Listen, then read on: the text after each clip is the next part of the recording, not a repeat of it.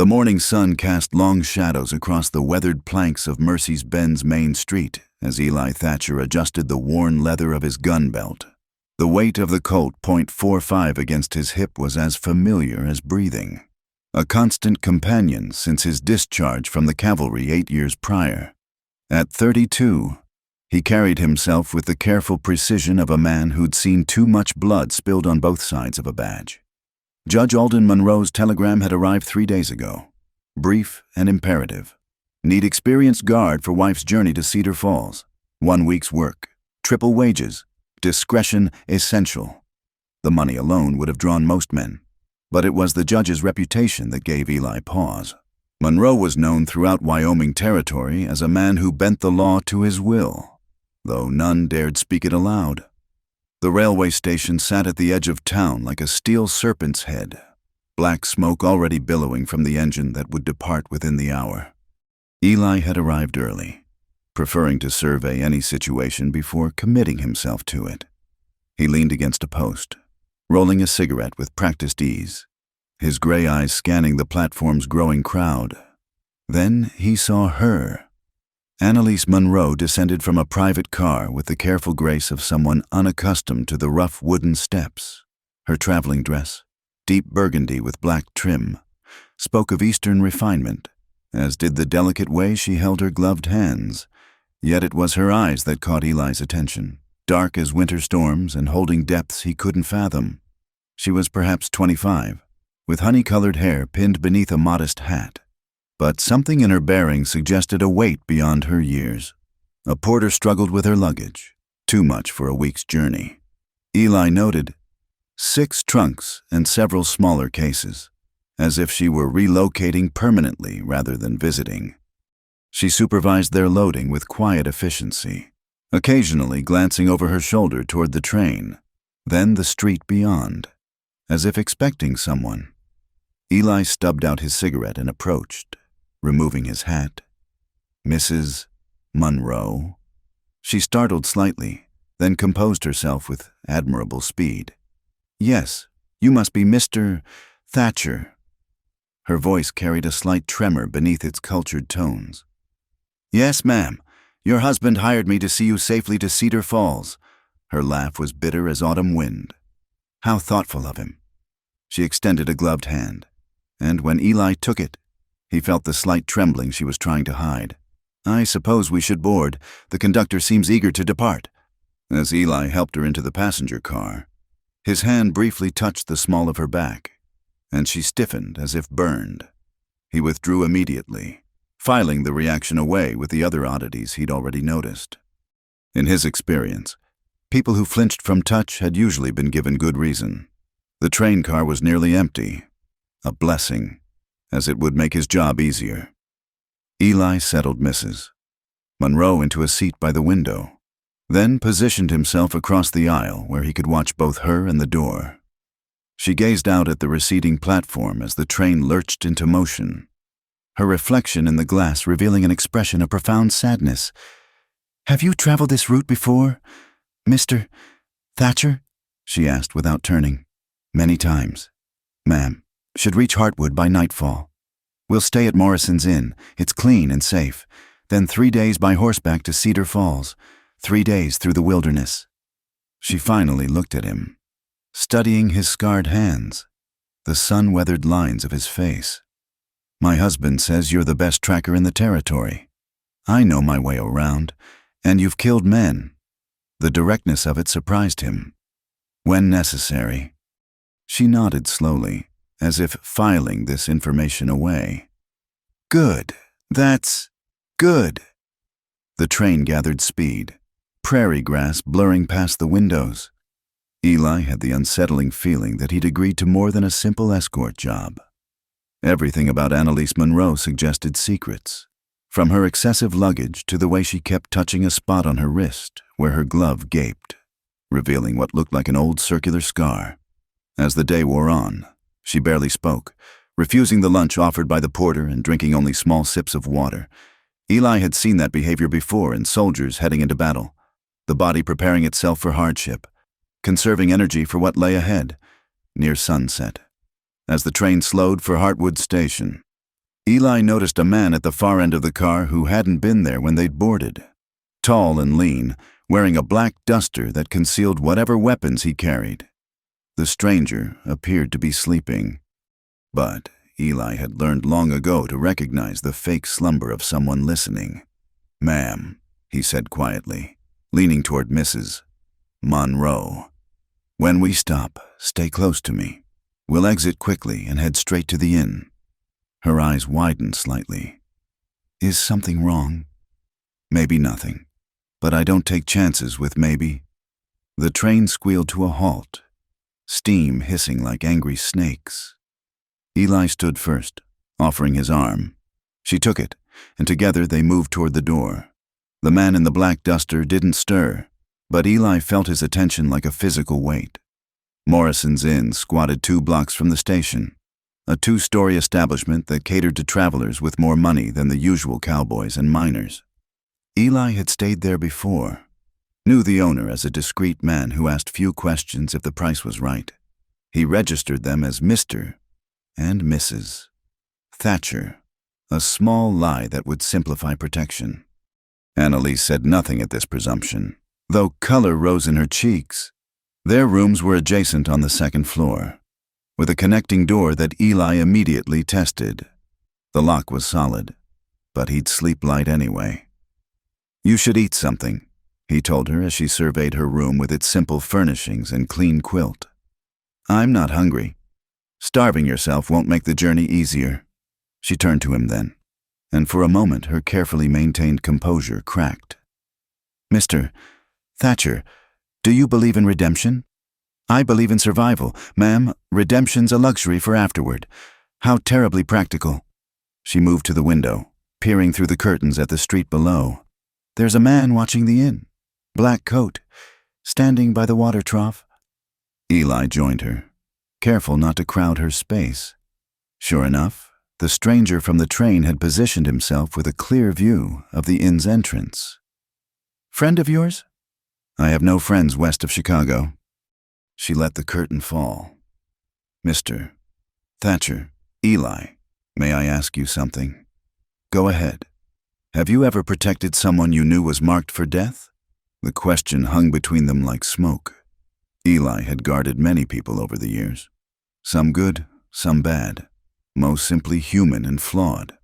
But none had ever asked him so directly about their own mortality. "If someone wants you dead bad enough, they'll keep trying," he said finally. "My job is to make it too expensive for them to succeed. Most give up when the cost gets too high. And if they don't give up, then I make them stop." She smiled then, an expression both sad and oddly fierce. "I wonder what my husband told you about me. Only that you needed safe passage to Cedar Falls." "Nothing about why I was in Chicago? Nothing about the trial?" Eli's instincts sharpened. What trial? But she was already turning away, moving toward the connecting door. "I'll take supper in my room, if you don't mind. Tomorrow will come early enough." She left him standing there, questions multiplying like prairie dogs after rain. He waited until he heard her door lock, then headed downstairs. The inn's common room was filling with the usual collection of travelers and locals. Eli ordered whiskey and a plate of stew, positioning himself where he could watch the entrance. The man in the black duster never came inside. As night deepened, Eli made his rounds, checking exits and windows, noting which guests looked like trouble and which were merely weary travelers. The innkeeper, Morrison, was a grizzled former trapper who'd lost 3 fingers to frostbite. "The lady's husband sent word you'd be coming," Morrison said quietly when Eli paused at the bar. "Paid extra for privacy. Don't want no trouble here. Thatcher, neither do I. That fellow outside ain't helping my confidence none. I'll handle him if necessary." Morrison nodded, polishing a glass with mechanical precision. "Heard tell there was some excitement up in Chicago recent like. Big trial. Senator's son killed, they say. And the witness—" He trailed off, eyes flicking meaningfully toward the stairs. Eli set down his empty glass harder than necessary. The pieces were falling into place, painting a picture he didn't much like. If Annalise Monroe had testified in a murder trial, especially one involving powerful people, then the danger was far greater than a simple escort job implied. He climbed the stairs slowly, testing each board for squeaks, memorizing which ones to avoid in darkness. At his door, he paused, listening. From Annalise's room came the soft sound of crying, muffled as if she were pressing her face into a pillow. Eli had heard many sounds in his life, death rattles and birth cries, the snap of bones and the whisper of last words. But something about that lonely weeping made his chest tight. He raised his hand to knock, then lowered it. She'd asked for privacy. He'd give her that, at least for tonight. In his own room, he barricaded the door with a chair and placed his pistol within easy reach. Sleep would come in fragments tonight, if at all. Through the thin wall, he could hear her moving about, restless as a caged bird. The man in the black duster remained at his post until nearly midnight, then melted into the shadows. But Eli knew he hadn't gone far. Men like that were patient as wolves, willing to track their prey for days if necessary. As Eli lay in the darkness, fully clothed and ready for trouble, he thought about Annalise's question. Have you ever protected someone you knew was marked for death? The answer was yes, more than once.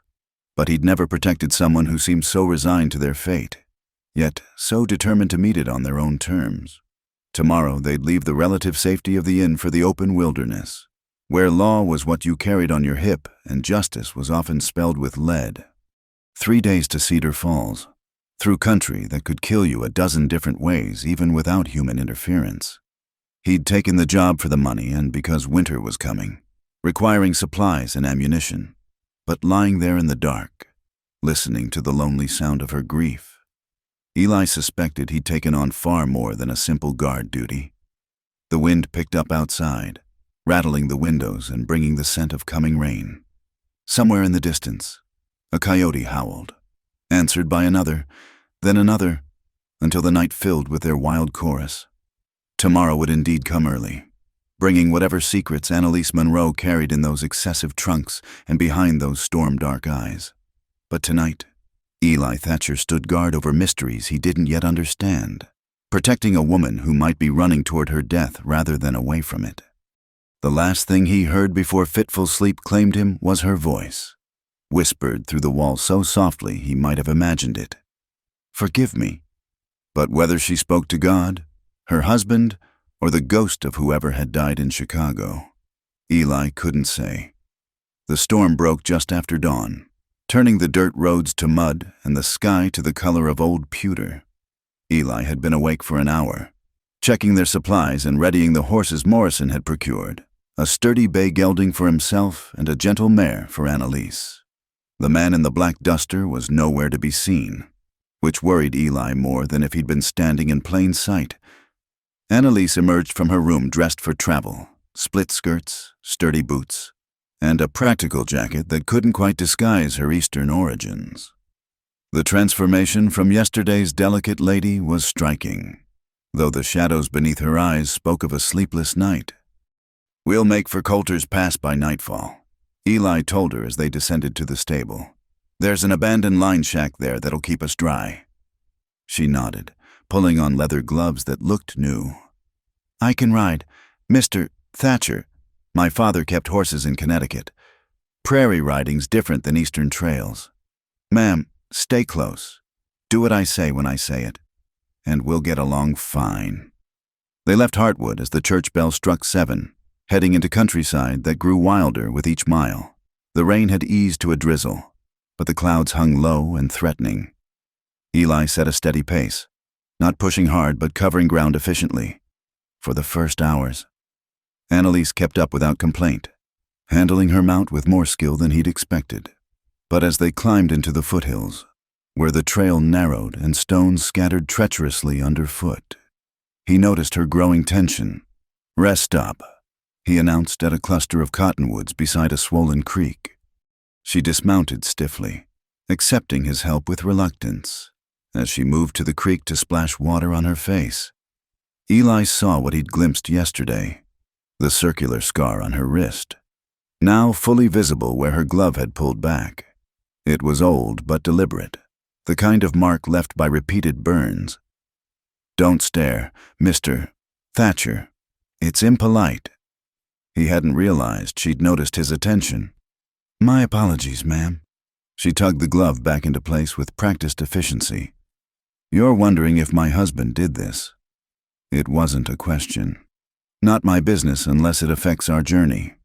Everything affects our journey. She returned to her horse, checking the saddle with movements that suggested she'd learned to be self-sufficient. Women in the East have their own hells. As I said, some wear corsets too tight to breathe. Some take laudanum to forget. Some simply learn to endure. They mounted up and continued, the trail growing steeper. The forest closed in around them, pine and aspen creating a cathedral of green shadows. It was perfect ambush country, and Eli found himself constantly scanning for movement. His vigilance paid off near midday. A flash of metal among the trees, sunlight on steel where no steel should be. Eli reined in sharp, throwing out an arm to stop Annalise. What? Quiet!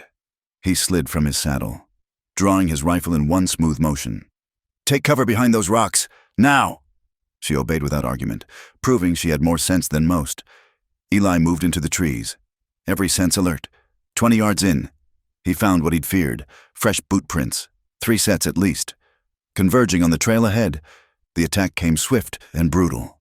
A shot cracked through the air, bark exploding from a tree inches from Eli's head. He dove, rolled, came up firing. His shot found flesh, a scream echoing through the forest.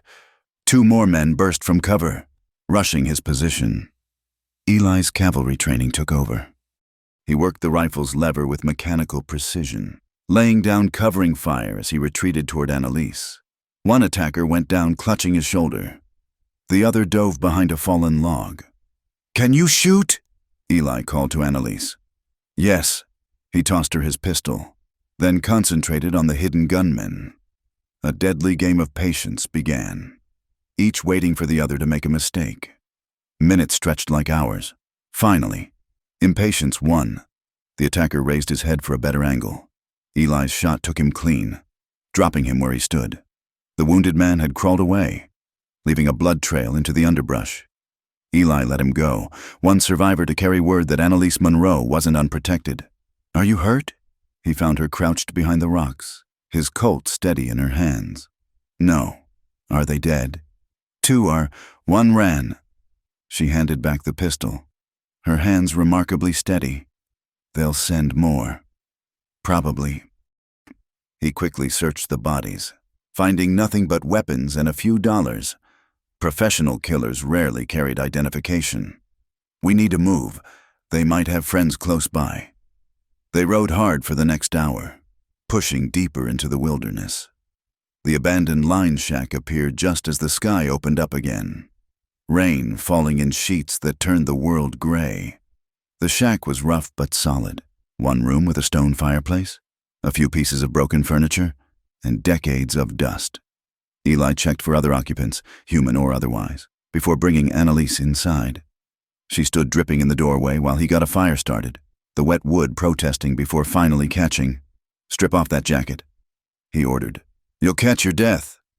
She hesitated, then complied. Underneath, her blouse clung damply to her form, revealing more of her figure than was proper.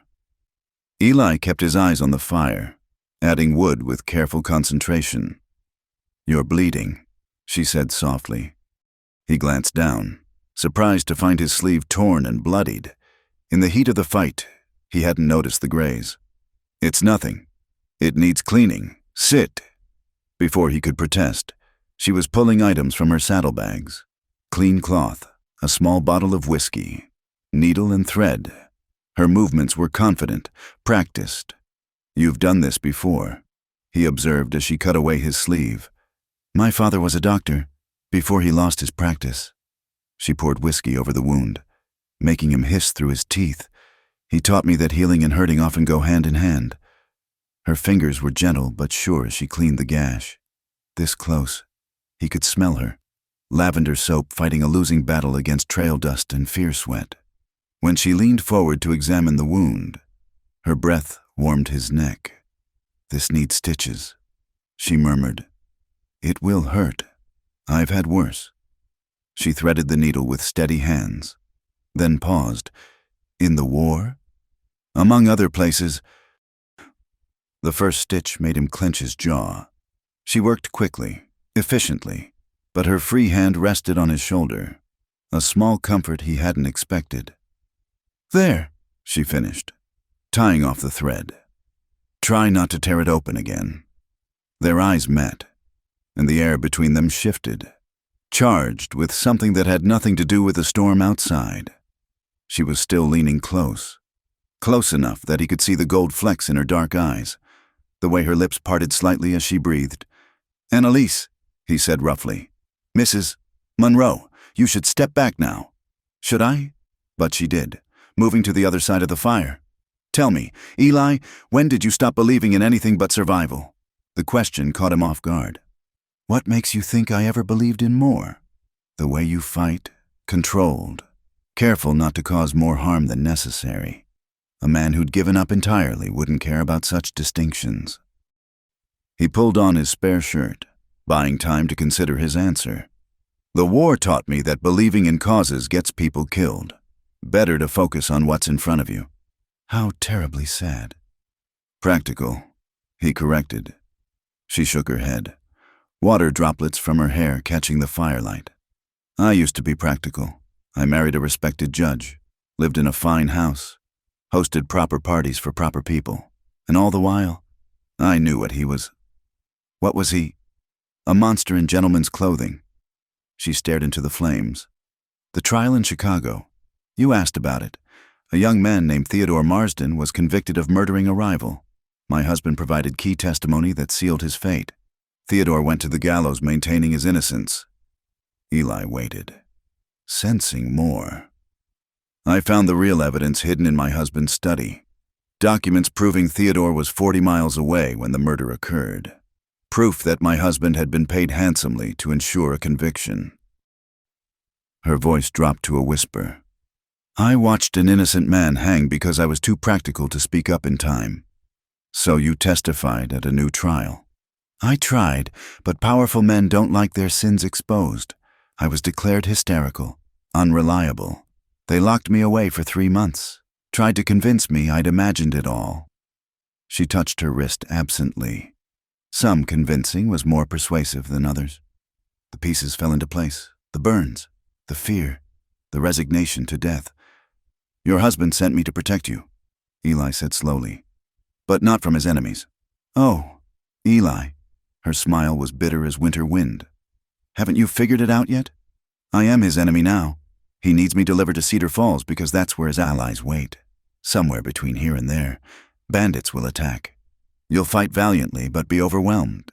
Such a tragedy, the judge's poor wife, killed despite her brave protector's efforts." Eli felt something cold settle in his chest. "You knew this from the start?" "I suspected. Now I'm certain." She gestured toward the door. "Those men today? Did they try very hard to avoid hitting you?" Thinking back, he realized she was right. The shots had been close, but not too close, designed to look real while minimizing risk to him. His jaw tightened. "Why didn't you run when you had the chance?" "Where would I go? My family is dead. I have no friends who'd risk harboring a woman who defied Judge Monroe. At least this way. My death might mean something. The documents I carry, evidence of a dozen more innocents condemned, will surface eventually." "The hell they will." Eli stood abruptly, anger coursing through him. "I didn't survive Antietam to become some corrupt judge's executioner. You don't have a choice. If you abandon me, he'll ruin you. If you protect me, his men will eventually overwhelm us. Either way." He crossed to her in 2 strides, pulling her to her feet. "Listen to me. I've been bought and sold, used and discarded, but I've never knowingly served evil. Your husband made a mistake hiring me." She was trembling now, though whether from cold or emotion he couldn't tell. "You can't fight them all. Watch me." Their faces were inches apart, the fire casting dancing shadows around them. Her lips parted, maybe to protest, maybe to say something else entirely. But then she swayed toward him, and thought became impossible. The kiss was desperate, all the fear and anger and loneliness of two damaged souls finding momentary solace. She tasted of rain and whiskey, and when her fingers tangled in his hair, Eli forgot every reason this was a terrible idea. It was Annalise who pulled away, pressing her forehead against his chest. "Don't," she whispered. "If you care for me at all, you'll die. That's what happens to everyone who tries to help me. I'm harder to kill than most." She looked up at him, eyes bright with unshed tears. "Promise me something. When they come, and they will come, save yourself. Let them have me." "No, Eli, no." He cupped her face gently, thumbs brushing away the tears that had started to fall. "We're going to Cedar Falls, but not to your husband's allies. There's a federal marshal there, Tom Brennan. He's one of the few honest lawmen left in the territory. We'll get your evidence to him. You don't understand. My husband has judges, marshals, even governors in his pocket. There's nowhere. Then we'll keep running.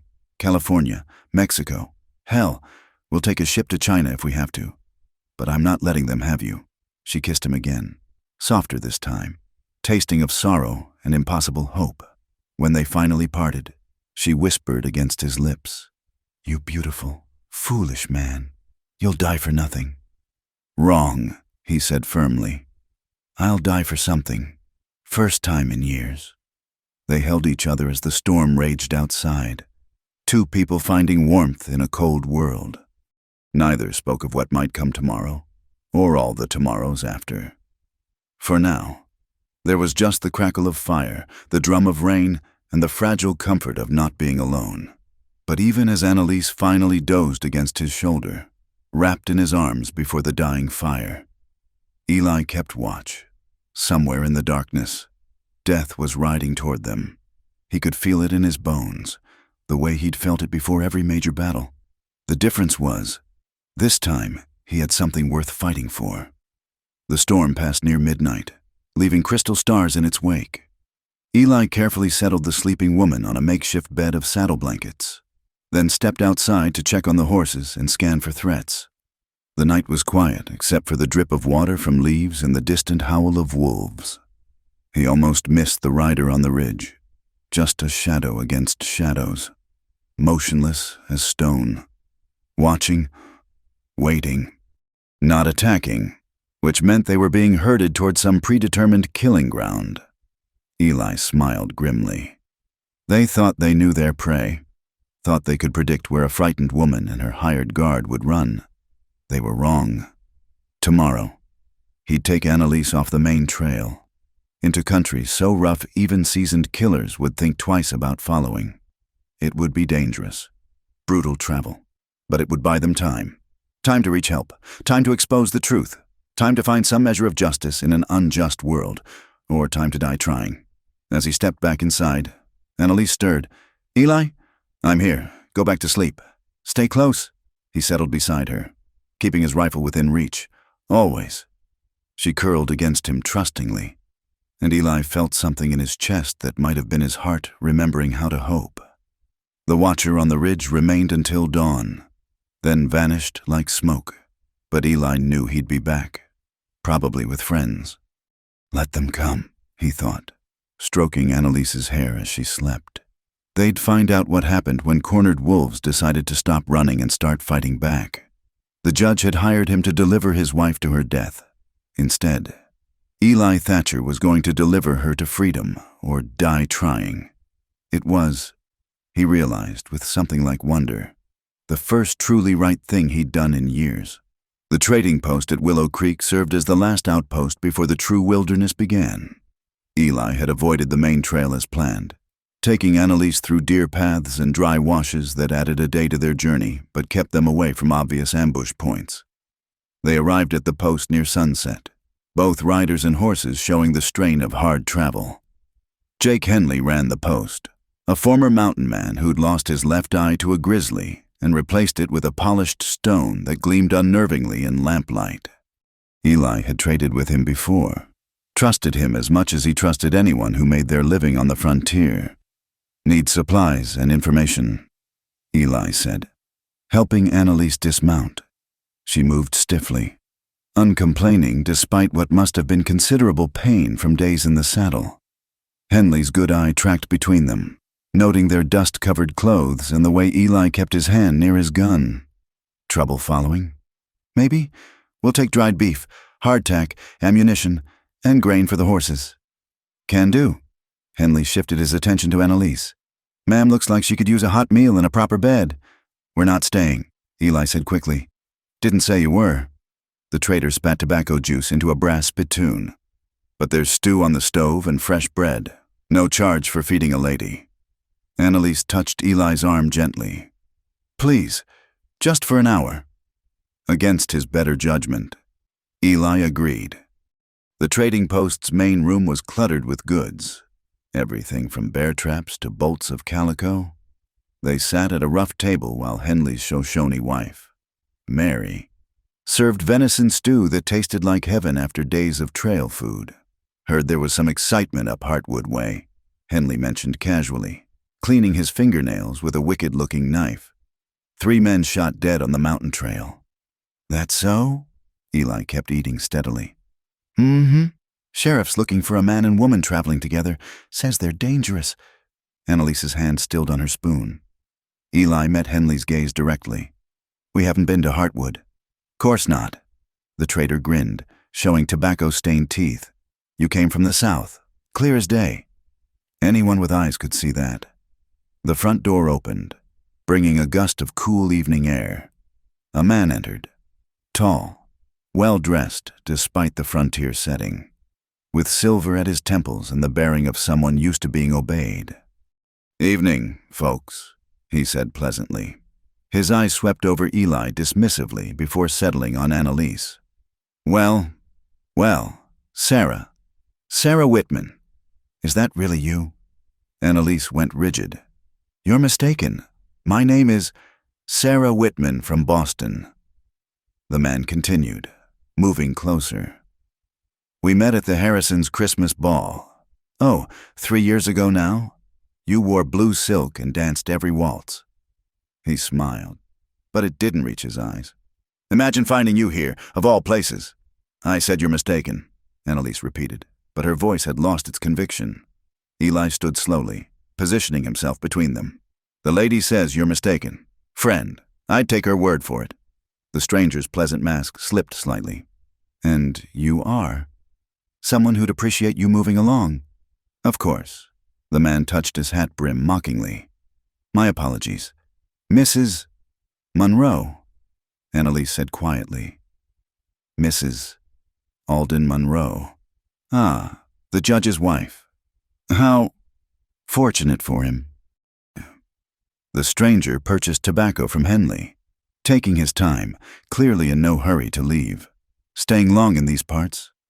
Passing through. Eli answered for her. Pity. Such a small world. Though, one never knows who one might encounter again. He tipped his hat once more.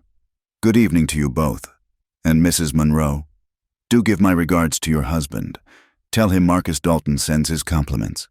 After he left, Annalise slumped in her chair. We need to go. Now. Who is Marcus Dalton? Eli demanded. One of my husband's associates. He handles delicate matters. She was already standing, gathering her things. He recognized me. Eli, the Sarah Whitman story. That was before I married. If he knows who I really am. Then he knows your husband wants you dead. Eli finished grimly. Henley cleared his throat.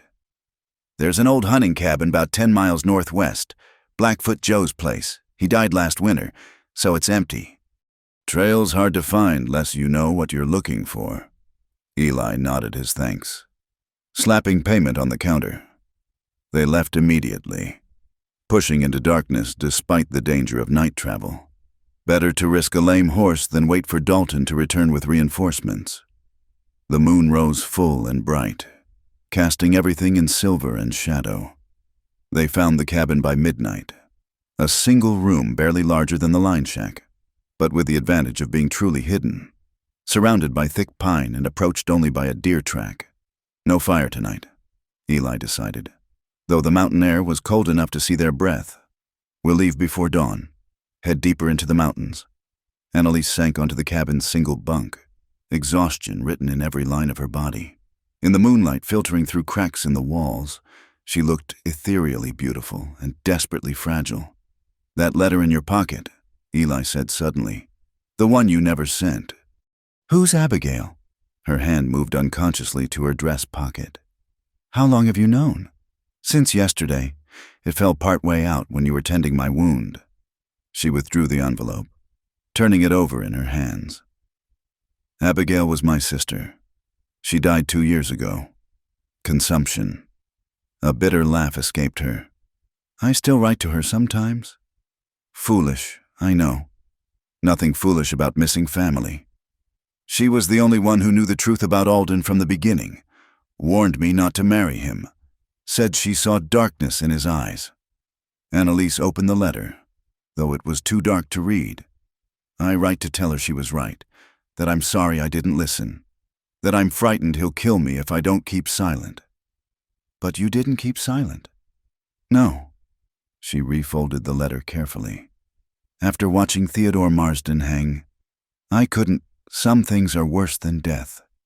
Eli, living with that kind of cowardice is one of them." He sat beside her on the bunk, maintaining careful distance. "Tell me about Boston, about the trial." So she did, her voice steady in the darkness.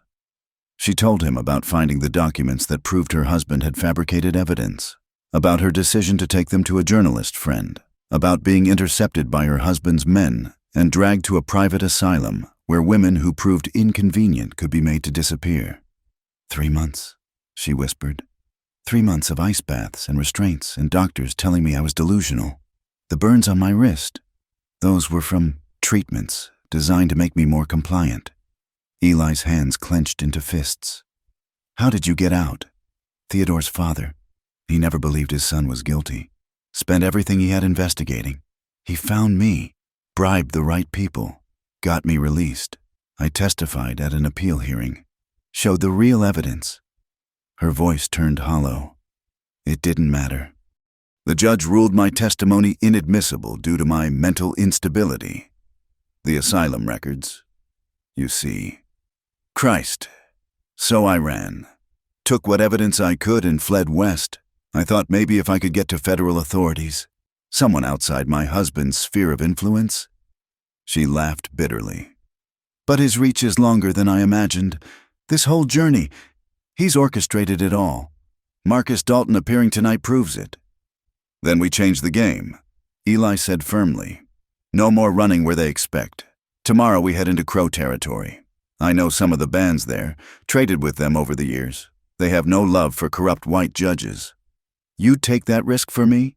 In answer, he took her hand, feeling the delicate bones, the calluses forming from days of riding. "I've been drifting since the war ended. Annalise, 13 years of taking whatever work paid, not caring much about right or wrong. You've reminded me there's still something worth fighting for." She turned toward him, and in the moonlight he could see tears tracking down her cheeks. "I'm not worth dying for. Eli, I'm a coward who let an innocent man hang because I was afraid. You tried to save him. That's more than most would do. It wasn't enough. It was everything." He wiped her tears with his thumb, the gesture more intimate than any kiss. "You're the bravest woman I've ever known." She made a sound between a laugh and a sob. Then suddenly she was in his arms, her mouth finding his in the darkness. This kiss was different from the desperate collision in the line shack, slower, deeper, full of unspoken promises. When they broke apart, breathing hard, she whispered, "I'm not brave. Eli, I'm terrified every moment. But when you look at me, I almost believe I could be." "You are. Trust me on that." She settled against his chest, and he held her as the moon tracked across the sky. Neither spoke of what they both knew, that tomorrow would likely bring violence, that their chances of reaching safety diminished with each passing hour. Instead, they simply existed in this moment, two damaged souls finding unexpected grace in each other. Near dawn, Eli heard them, horses approaching slow and careful. He eased away from the sleeping woman, grabbed his rifle, and slipped outside. 4 riders, spread out in hunting formation. Even in the pre-dawn gloom, he recognized Marcus Dalton's distinctive posture. They hadn't found the cabin yet, were casting about like hounds who'd lost the scent, but it was only a matter of time. Eli retreated inside, gently waking Annalise. "Company's coming! We need to move!" She came alert instantly. No questions or complaints. They saddled the horses in tense silence, Eli's ears straining for any sound of discovery. The eastern sky was just beginning to lighten when they led the horses out the back way, moving on foot to minimize noise. They'd made it maybe 100 yards when a shout went up behind them. "Discovered!" "Ride!" Eli swung into his saddle, hauling Annalise up onto hers. Gunfire erupted, bullets whining past like angry hornets. They plunged into the forest, branches tearing at clothes and skin. Horses struggling over rough terrain. More shots. Closer now. Annalise's mare screamed and stumbled. Eli wheeled back to see blood streaming from the animal's flank. Without hesitation, he reached over and pulled Annalise onto his own horse, abandoning the wounded mare. "Hold on." She wrapped her arms around his waist as he spurred the bay gelding harder. Behind them, the pursuers crashed through the underbrush, Dalton's voice rising above the chaos. "Take them alive if possible. The woman for sure." The forest opened suddenly onto a steep ravine, water rushing 50 feet below. Eli didn't hesitate, turning the horse to run along the edge, looking for a place to cross. Annalise pressed her face against his back, her body tense but trusting. There, a fallen tree spanning the gap. Risky, but their only chance. Eli dismounted, pulling Annalise with him. "We go on foot from here." The log was slick with moss, the drop beneath dizzying. Eli went first, testing each step. Halfway across, wood cracked ominously under his weight. He moved faster, reached the other side, turned back for Annalise. She was frozen at the edge, face pale with terror. "Look at me," he called. "Just look at me, nothing else." She met his eyes and stepped onto the log. One foot, then another. The riders burst from the trees behind her. Dalton raised a pistol. "Down!" Eli shouted. Annalise dropped flat as the shot passed over her head. The sudden movement made the log shift, rolling slightly. She gasped, fingers scrabbling for purchase. Eli stretched out full length, catching her wrist just as she started to fall. For a heart-stopping moment, she dangled over the ravine. Then he hauled her up and over to solid ground. No time to rest. They plunged back into the forest as shouts echoed behind them. The pursuers would have to find another way across, buying precious minutes. "The documents," Annalise gasped as they ran. "I should have left them hidden." "Still have them?" She patted a leather pouch secured under her jacket. "Always." "Then we keep going." They ran until their lungs burned, climbed until their legs trembled, pushed deeper into country that grew wilder with each mile. Behind them, pursuit had fallen silent, but Eli knew they hadn't given up. Men like Dalton never gave up when money and reputation were at stake. Finally, when Annalise could go no further, they took shelter in a cluster of massive boulders. Eli stood watch while she collapsed against the stone, chest heaving. "We can't keep running," she said when she could speak again. "They'll wear us down, pick their moment. Then we stop running." Eli checked his ammunition, running low, but enough for one good fight. "There's a place ahead. Devil's Canyon, narrow approach, good defensive position. If they want us, they'll have to come straight at us. A last stand?" Her smile was sad but somehow radiant. "How very Western of you. Unless you have a better idea." She stood, crossed to him, took his face in her hands.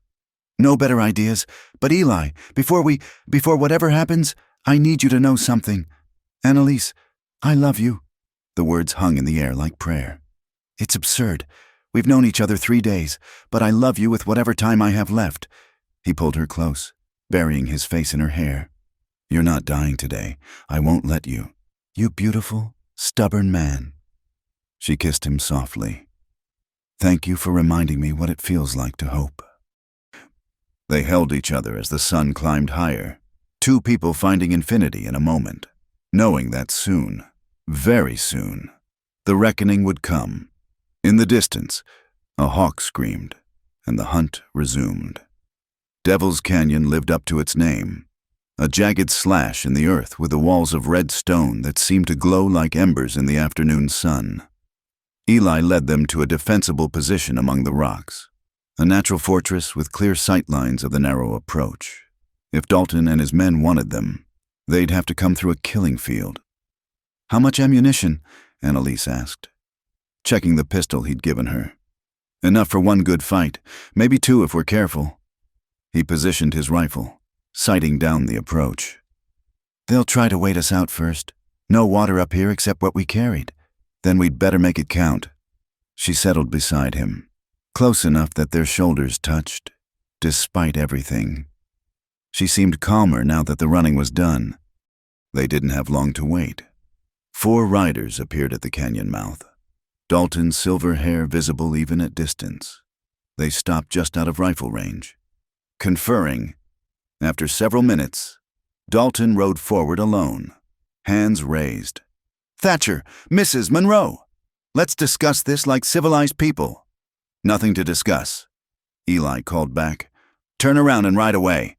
I'm afraid that's not possible." Dalton's voice carried clearly in the still air. "Mrs. Monroe has property that doesn't belong to her. Return it, and we can all walk away from this." "The documents belong to the families of the men my husband murdered," Annalise shouted. "They'll never go back to him." Such passion, but think practically. "My dear, you're miles from anywhere, low on supplies. We have time and numbers. How does this end well for you?" Eli's response was a rifle shot that kicked up dust inches from Dalton's horse. The man retreated hastily. "Eloquent as always. Thatcher," Dalton called from safety. 1 hour to reconsider. After that, well, the judge said alive if possible, but he was quite flexible on that point. The waiting began. The sun beat down mercilessly, and their single canteen of water began to feel woefully inadequate. Annalise used the time to tell Eli more about the documents, names, dates, amounts paid to secure false convictions.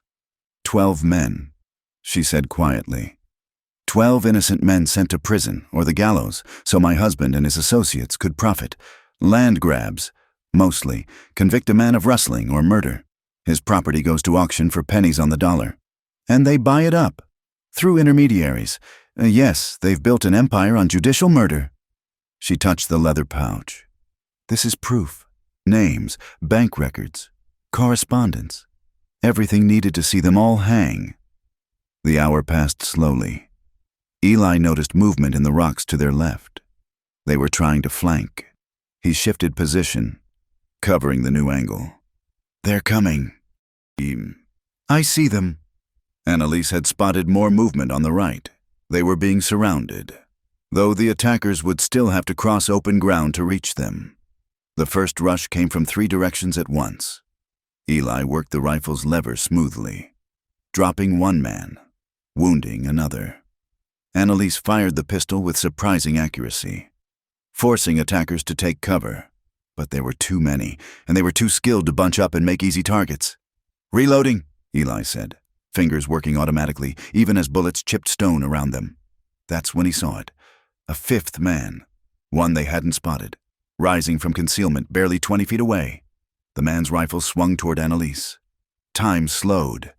Eli moved without thinking, throwing himself sideways, taking the bullet meant for her. Fire bloomed in his chest as he hit the ground hard. Through the roar in his ears, he heard Annalise scream his name. His rifle had fallen out of reach, but his pistol was still holstered. He drew it, shot the attacker's center mass, watched him topple backward, but the damage was done. Blood was already soaking his shirt, and breathing had become a conscious effort. "Eli?" Annalise was beside him, pressing her hands against the wound. "No, no, no." "Keep fighting," he gasped. "Don't let them take you." She snatched up his rifle, firing at anything that moved. Her face was fierce with grief and rage, a Valkyrie defending her fallen warrior. But they both knew it was hopeless. More men were coming, and Eli was dying. That's when they heard it. A sound that made the attackers pause. Horse hooves. many of them, and a high, ululating war cry that raised the hair on Eli's neck. Crow warriors poured into the canyon like a flash flood, firing rifles and loosing arrows with deadly precision.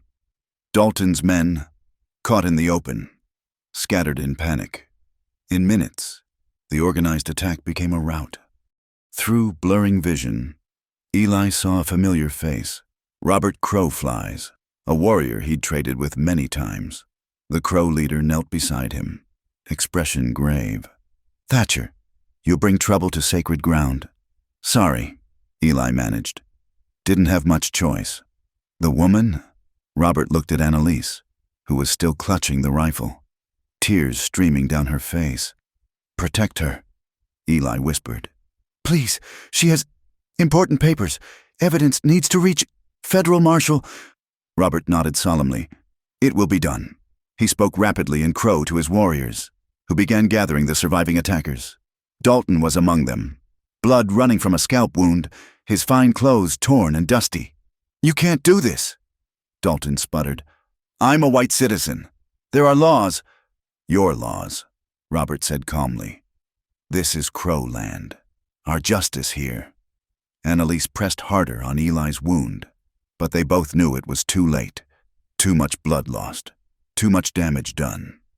"Don't leave me," she begged. "Please, Eli, I can't do this without you." He reached up weakly, touching her face. "Yes, you can. You're the strongest person I know." "I'm not. I'm scared all the time." "Being scared doesn't mean you're not brave. Means you are." His vision was going dark at the edges. "The documents. Get them to Tom Brennan. Federal Building. Cedar Falls. He's honest. Come with me. We'll go together." "Can't," he smiled, tasting copper.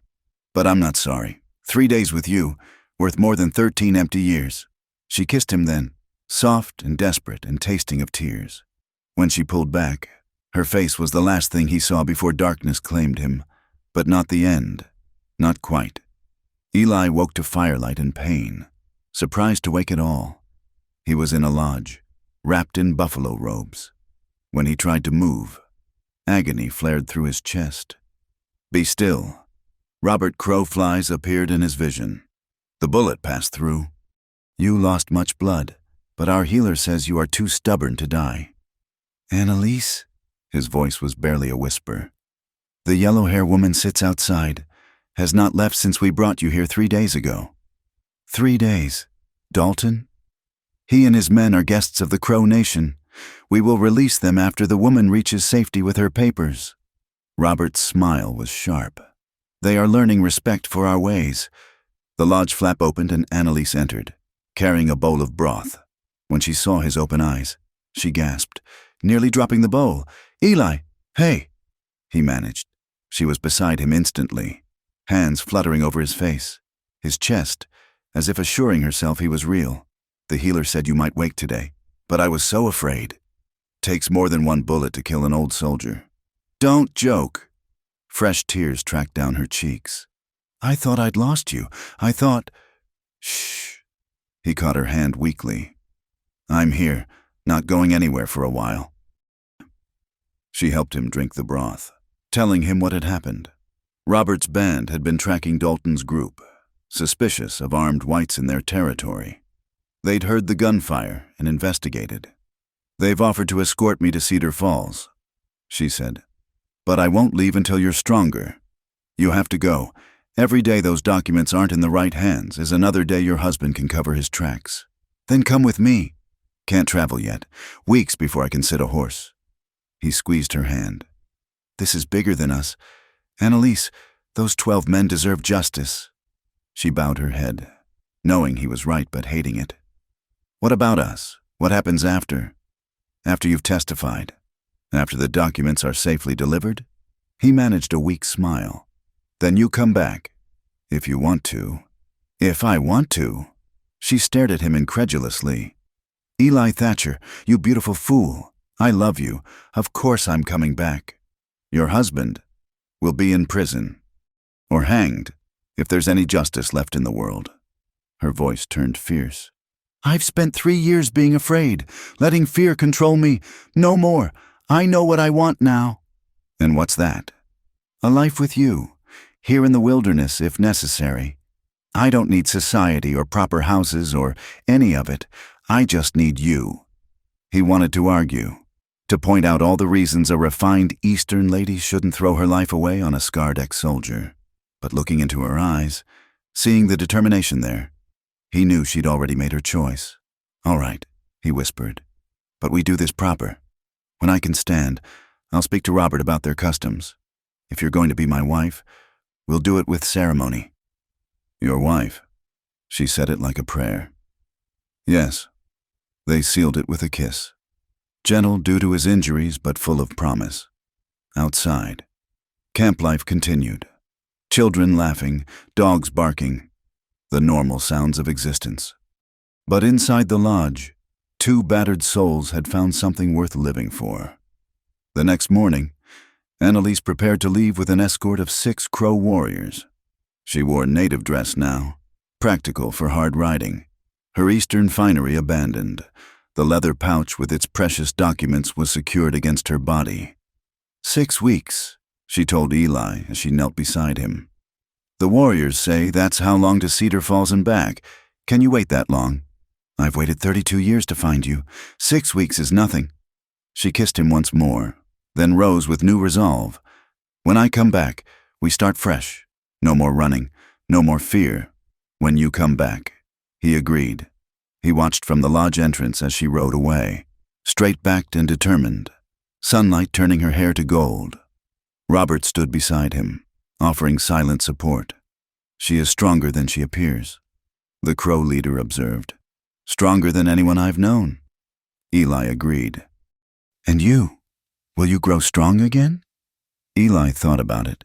His body would heal. The Crow healers were skilled, and he'd survived worse wounds. But it was more than physical healing he needed.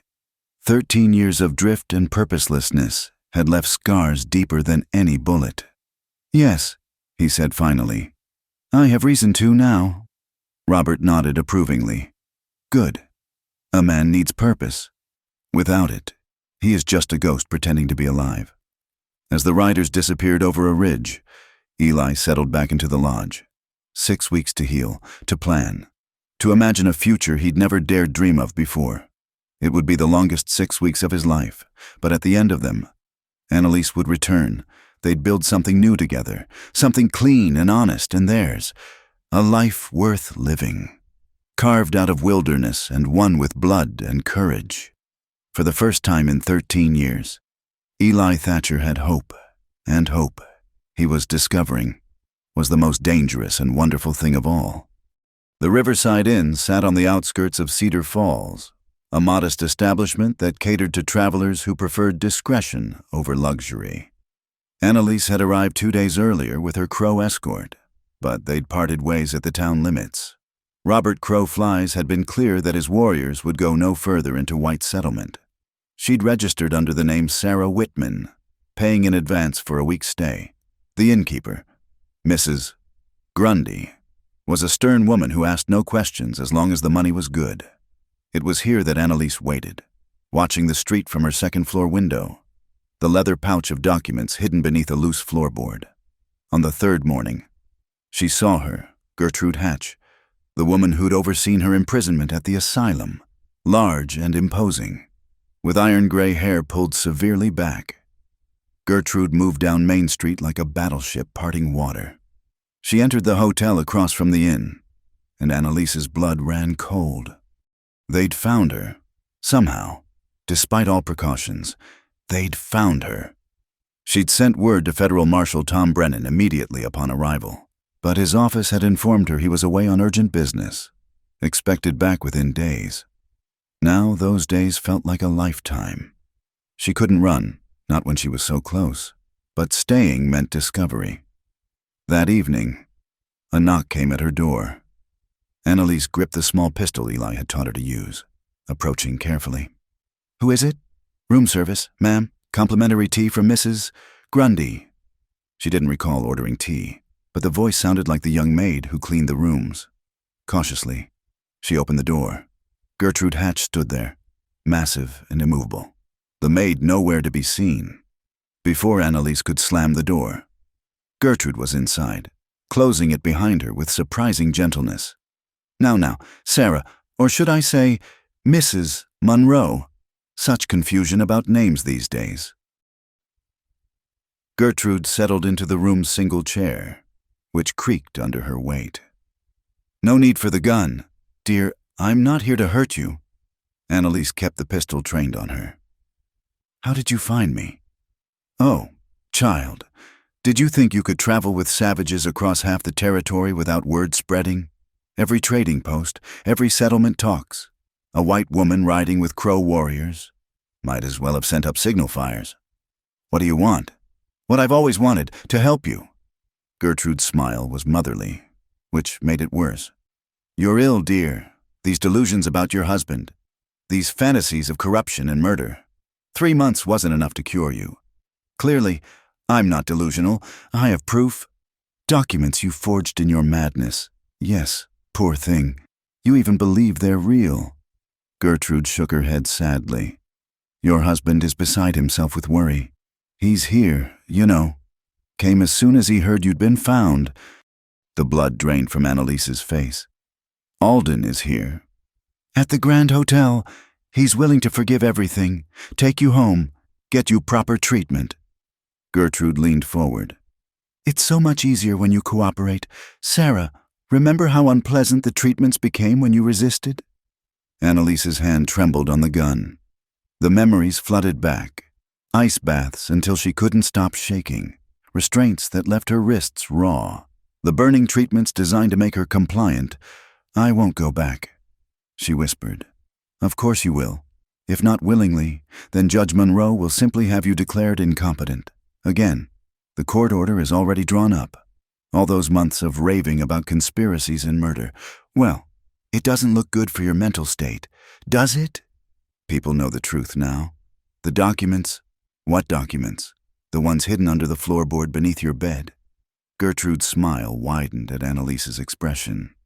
Oh yes, we found them hours ago. Burned to ash, I'm afraid. Such a shame when delusional patients destroy evidence of their own fantasies. The gun wavered as Annalise fought despair. It had all been for nothing. Eli's wound, their desperate flight, the hope of justice. All for nothing. Now, Gertrude continued, standing. You'll come quietly, or I'll have 3 strong men come collect you. Your choice. But I'd hate to cause a scene. So undignified. Annalise thought of Eli, healing in the Crow camp, waiting for her return. He told her she was brave, but she felt like a frightened child again, powerless against forces too large to fight. I need to gather my things, she said quietly. Defeated. Of course, I'll wait outside. 5 minutes. Dear, don't do anything foolish like trying the window. It's quite a drop, and we have men watching the alley. Gertrude left, her heavy footsteps receding down the hall. Annalise sank onto the bed, the pistol falling from nerveless fingers. They'd won. They'd always been going to win. How naive to think she could fight men who bent the law itself to their will. But as she sat there, something else stirred beneath the despair. Anger. Clean. Bright anger that burned away the fear. They thought they'd broken her once with their treatments and torments. They thought she was the same frightened woman who'd let them lock her away. They were wrong. Moving quickly, she gathered what mattered. Traveling clothes, the little money she had, the pistol, from beneath her corset. She withdrew one document they hadn't found, Theodore Marsden's final letter to his father, written the night before his execution. She'd kept it separate, sensing its importance. At the window, she peered down. Yes, there were men in the alley, but they were watching the window, not the roof. The inn's architecture was old-fashioned, with decorative ledges and a slanted roof that connected to the building next door. She'd grown up climbing trees in Connecticut, much to her mother's horror. Time to see if those skills remained. She changed into her riding clothes, tucked the letter securely inside her jacket, and slipped out the window onto the narrow ledge. Her heart hammered as she pressed against the building, inching toward the roof. Below, One of the watchers lit a cigarette, never looking up. The hardest part was pulling herself onto the roof proper. For a moment she hung by her fingertips, legs kicking air, certain she'd fall. Then her boot found purchase, and she hauled herself up, scraping palms and knees, but making it. She crossed the roof in a crouch, jumped the narrow gap to the next building, then the next. 3 buildings down. She found a fire ladder and descended into a different alley entirely. Free. For now. But where to go? They'd be watching the marshal's office, the train station, the major roads. Think, she commanded herself. What would Eli do? The answer came like a gift. The church. Father Miguel's Methodist church on the poor side of town, where she'd seen Crow and Mexican and white all worship together. If anywhere in Cedar Falls might offer sanctuary, it would be there. She kept to side streets, pulling a shawl over her distinctive hair. The church appeared just as evening service was letting out, families streaming into the street. She slipped inside against the flow, finding Father Miguel extinguishing candles at the altar. He turned at her approach, a small man with kind eyes and work-worn hands. "My child, you look troubled. Father, I need sanctuary, please. Men are hunting me, powerful men who mean me harm." He studied her for a long moment, then nodded. "Come, there's a room beneath the vestry where you'll be safe." The hidden room was small but clean, with a cot and wash basin. Runaway slaves used this during the Underground Railroad days. Father Miguel explained, "Now it shelters others in need. You may stay as long as necessary." "Thank you." Relief made her knees weak. "Father, I need to get a message to Federal Marshal Brennan when he returns. It's urgent. I'll see what can be done. Rest now. You're safe here." But rest wouldn't come. Annalise paced the small room, thinking of Gertrude discovering her escape, of Alden's rage, of the men who'd died for her husband's greed. The single document she'd saved felt insignificant against such forces. Near midnight, Father Miguel returned with food and news. "The marshal is expected tomorrow, but child, there are men searching everywhere for you. They say you're dangerous, delusional. They have papers. Legal papers declaring me insane," she finished bitterly. "Yes, my husband is thorough. Is it true? Are you—" He trailed off delicately. She met his eyes squarely. "I'm many things. Father, frightened, angry, perhaps foolish. But I'm not insane. My husband killed innocent men for profit, and I have had proof." He nodded slowly. "I've seen corruption wear many faces. Rest. Tomorrow we'll find a way to reach the marshal." But tomorrow brought new challenges. The search had intensified overnight. Gertrude had hired additional men, and they were going door to door, claiming to look for a dangerously disturbed woman who'd escaped care. Father Miguel brought the news with breakfast.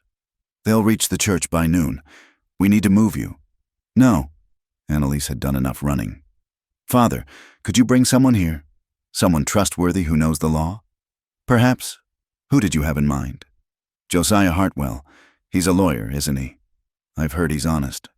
Father Miguel looked surprised. "Yes, Mr. Hartwell is a good man. But child, he's also—" "Old? Retired?" "Exactly. No one would suspect him of harboring a fugitive." Within an hour, Josiah Hartwell sat across from her in the hidden room. Nearly 70, with a shock of white hair and sharp blue eyes. He listened without interruption as she told her story. "Show me this letter," he said when she finished.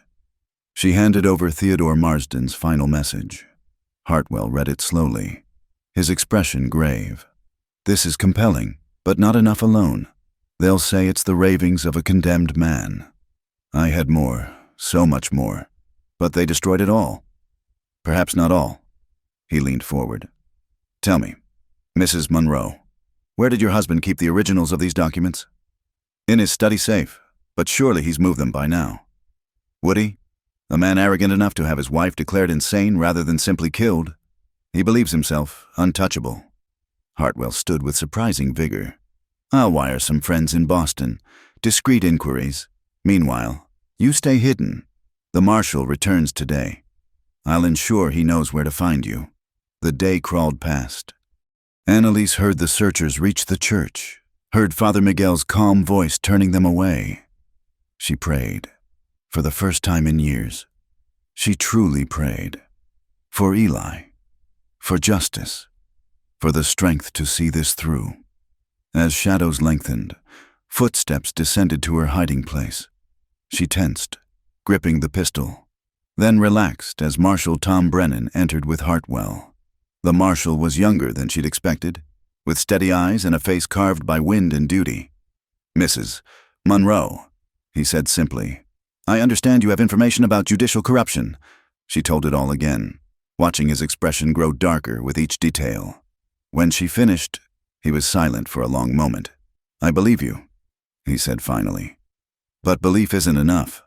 Without documentation, there may be hope yet." Hartwell interrupted. "I've had word from Boston. A friend of mine, another lawyer, has agreed to investigate Judge Monroe's safe. If documents remain, that's burglary." Brennan pointed out. "That's justice," Hartwell countered. "Sometimes they're not the same thing." A commotion outside interrupted them. Shouts, running feet.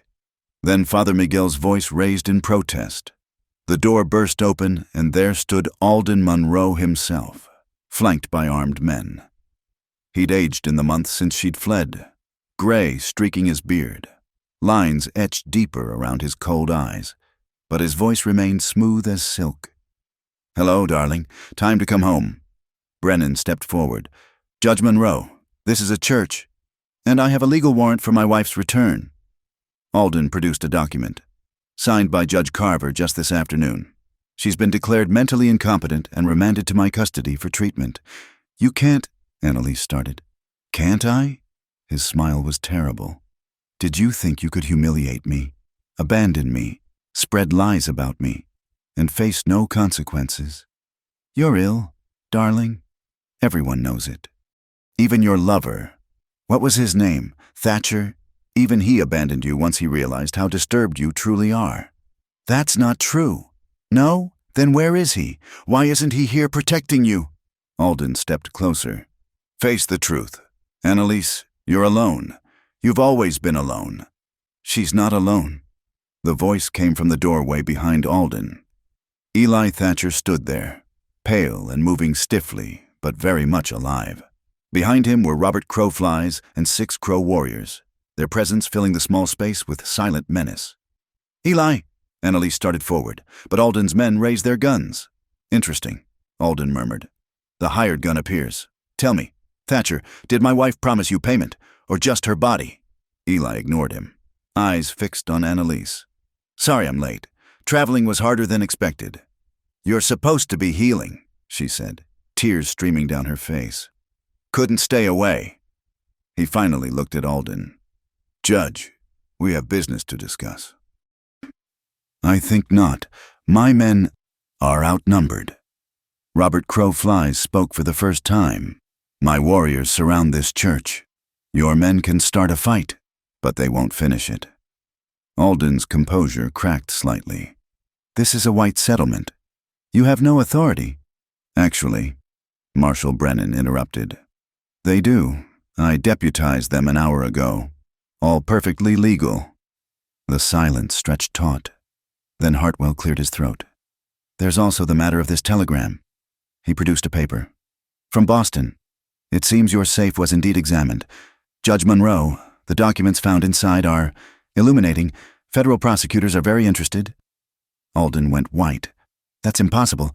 The safe was opened by your wife's combination," Hartwell said mildly. "She remembered it. You see, gave it to my associate. Your birthday. How touching. Those documents were destroyed. Copies were, but you kept the originals." "Didn't you? Insurance, perhaps, or just arrogance?" Hartwell's voice hardened. 12 innocent men. Judge, 12 families destroyed for your greed." Alden's hand moved toward his coat.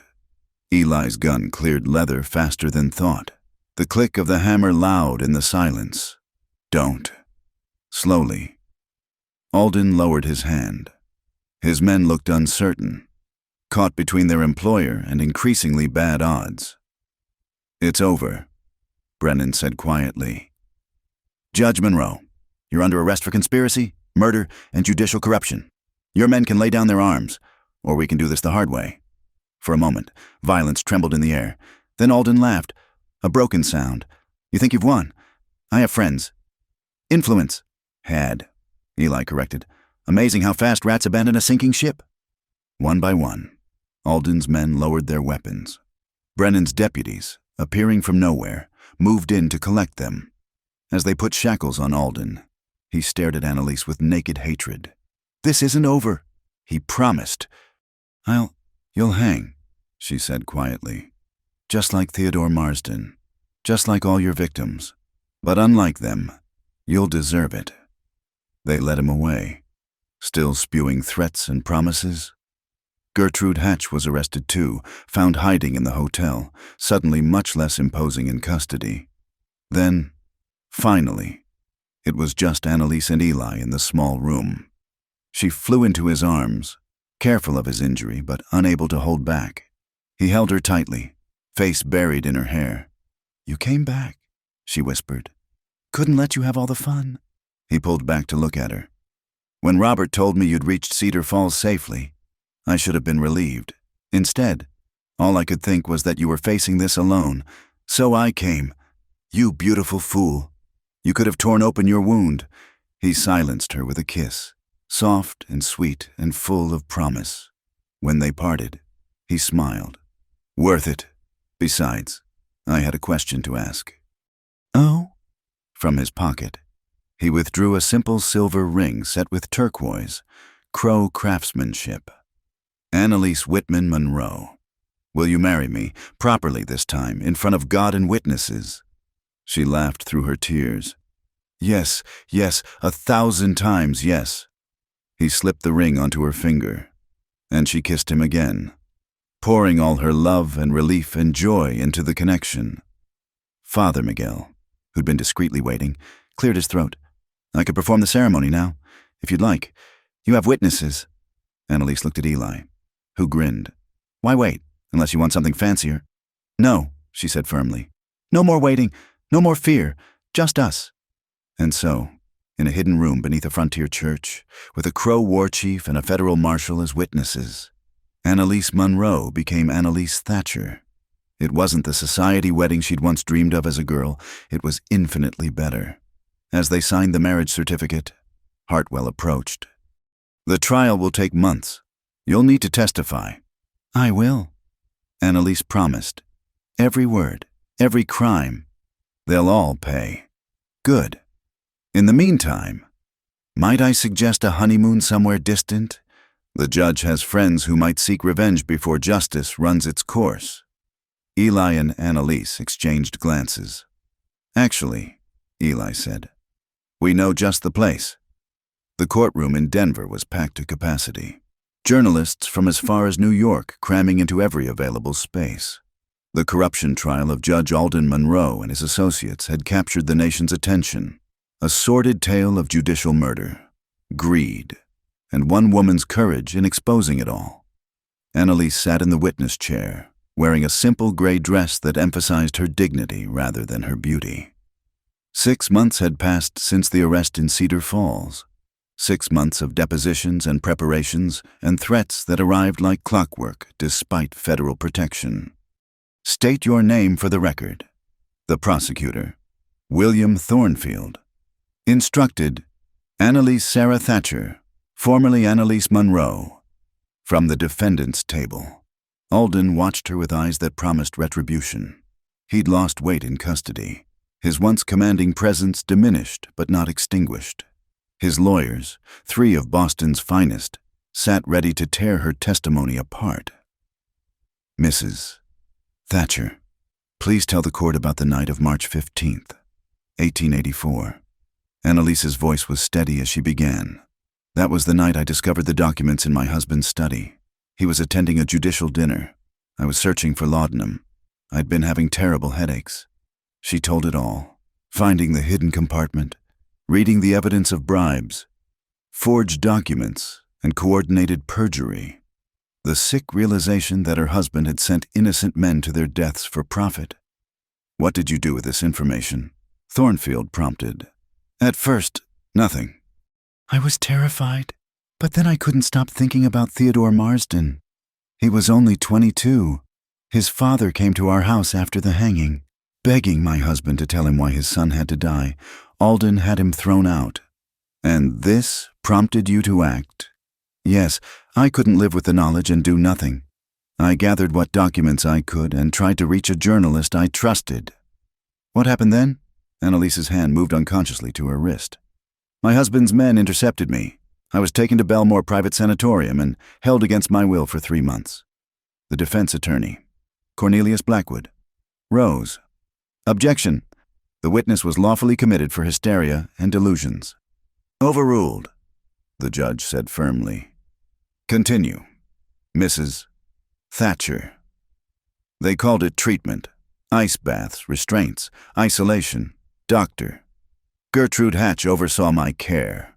She had a particular treatment involving heated metal applied to the skin, meant to shock the patient back to sanity." She pulled back her sleeve, revealing the circular scars. A murmur ran through the courtroom. "How did you eventually leave the sanatorium?" "Theodore Marsden's father discovered I was there.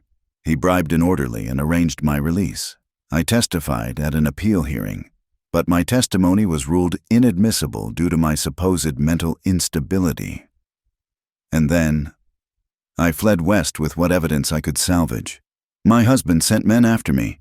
They tried to kill me multiple times. Thornfield introduced the evidence, documents recovered from Alden's safe, corroborating witness testimonies, financial records showing payments to perjurers. The picture that emerged was damning. When Blackwood rose to cross-examine, his smile was sharp as a blade. "Mrs. Thatcher, is it true you're currently married to Eli Thatcher, the man your husband hired to protect you?" "Yes." "How convenient. Tell me, when did your relationship with Mr. Thatcher become intimate?" Annalise met his gaze steadily. "After I left my husband, after attempts on my life, when I found someone who valued truth over profit." "So you admit to adultery?" "I admit to finding love with an honorable man after leaving a monster." "A monster? Such dramatic language. Are you given to dramatics, Mrs. Thatcher? Perhaps prone to exaggeration?" "I'm prone to telling the truth, Mr. Blackwood, even when powerful men would prefer I didn't." The verbal sparring continued for hours. Blackwood tried every tactic, suggesting she'd forged documents for revenge, that her mental instability made her unreliable, that she'd been manipulated by enemies of her husband. Annalise weathered it all, never wavering. "One final question," Blackwood said. "If your husband is the monster you claim, why did you marry him? For the first time?" Annalise's composure cracked slightly. "Because I was young and foolish. Because he was charming and successful and everything my family wanted for me. Because I didn't know that respectability could hide such evil." She looked directly at Alden. "But mostly because I hadn't yet learned the difference between the appearance of goodness and actual goodness. My husband taught me that lesson well." When she finally stepped down, Eli was waiting in the gallery. His eyes told her everything: pride, love, support. She took her seat beside him, his hand finding hers. The trial continued for 3 weeks. Witness after witness took the stand, families of victims, bribed officials seeking clemency through cooperation, experts who verified the authenticity of documents. The web of corruption unveiled was staggering. Marcus Dalton testified for the prosecution in exchange for a reduced sentence, detailing the mechanics of their operation. Judge Monroe would identify targets, men with land or businesses worth taking. We'd manufacture evidence, usually theft or murder. Monroe would ensure conviction. The property would be auctioned, and we'd buy it through intermediaries. "How many times did you do this?" "That I was involved in? 7. But Monroe had been at it longer." Gertrude Hatch maintained her innocence to the end, insisting she'd only been treating a delusional patient. But when confronted with asylum records showing healthy women committed by wealthy husbands, her facade cracked. The most dramatic moment came when Alden himself took the stand. Still arrogant, still convinced of his own superiority, he presented himself as a victim of conspiracy. "My wife is ill," he stated flatly. "She's created an elaborate fantasy to justify abandoning her marriage." These supposed victims were all guilty men, convicted by juries of their peers. "Juries you influenced?" Thornfield pressed. "I influenced nothing. I presented evidence and testimony as required by law." "Forged evidence, purchased testimony." Alden's smile was cold. "Prove it." And they did. Document by document, witness by witness. They proved it. The financial records were particularly damning. Payments made days before testimonies. Property purchases that lined up perfectly with convictions. On the day of closing arguments, Annalise woke to find a letter slipped under their hotel room door. No postmark, no signature, just a single line. "You'll pay for this." Eli crumpled it and tossed it in the fire. Empty threats from cornered rats. But Annalise wondered. Even if Alden hanged, he had friends, associates who stood to lose everything if the investigation widened.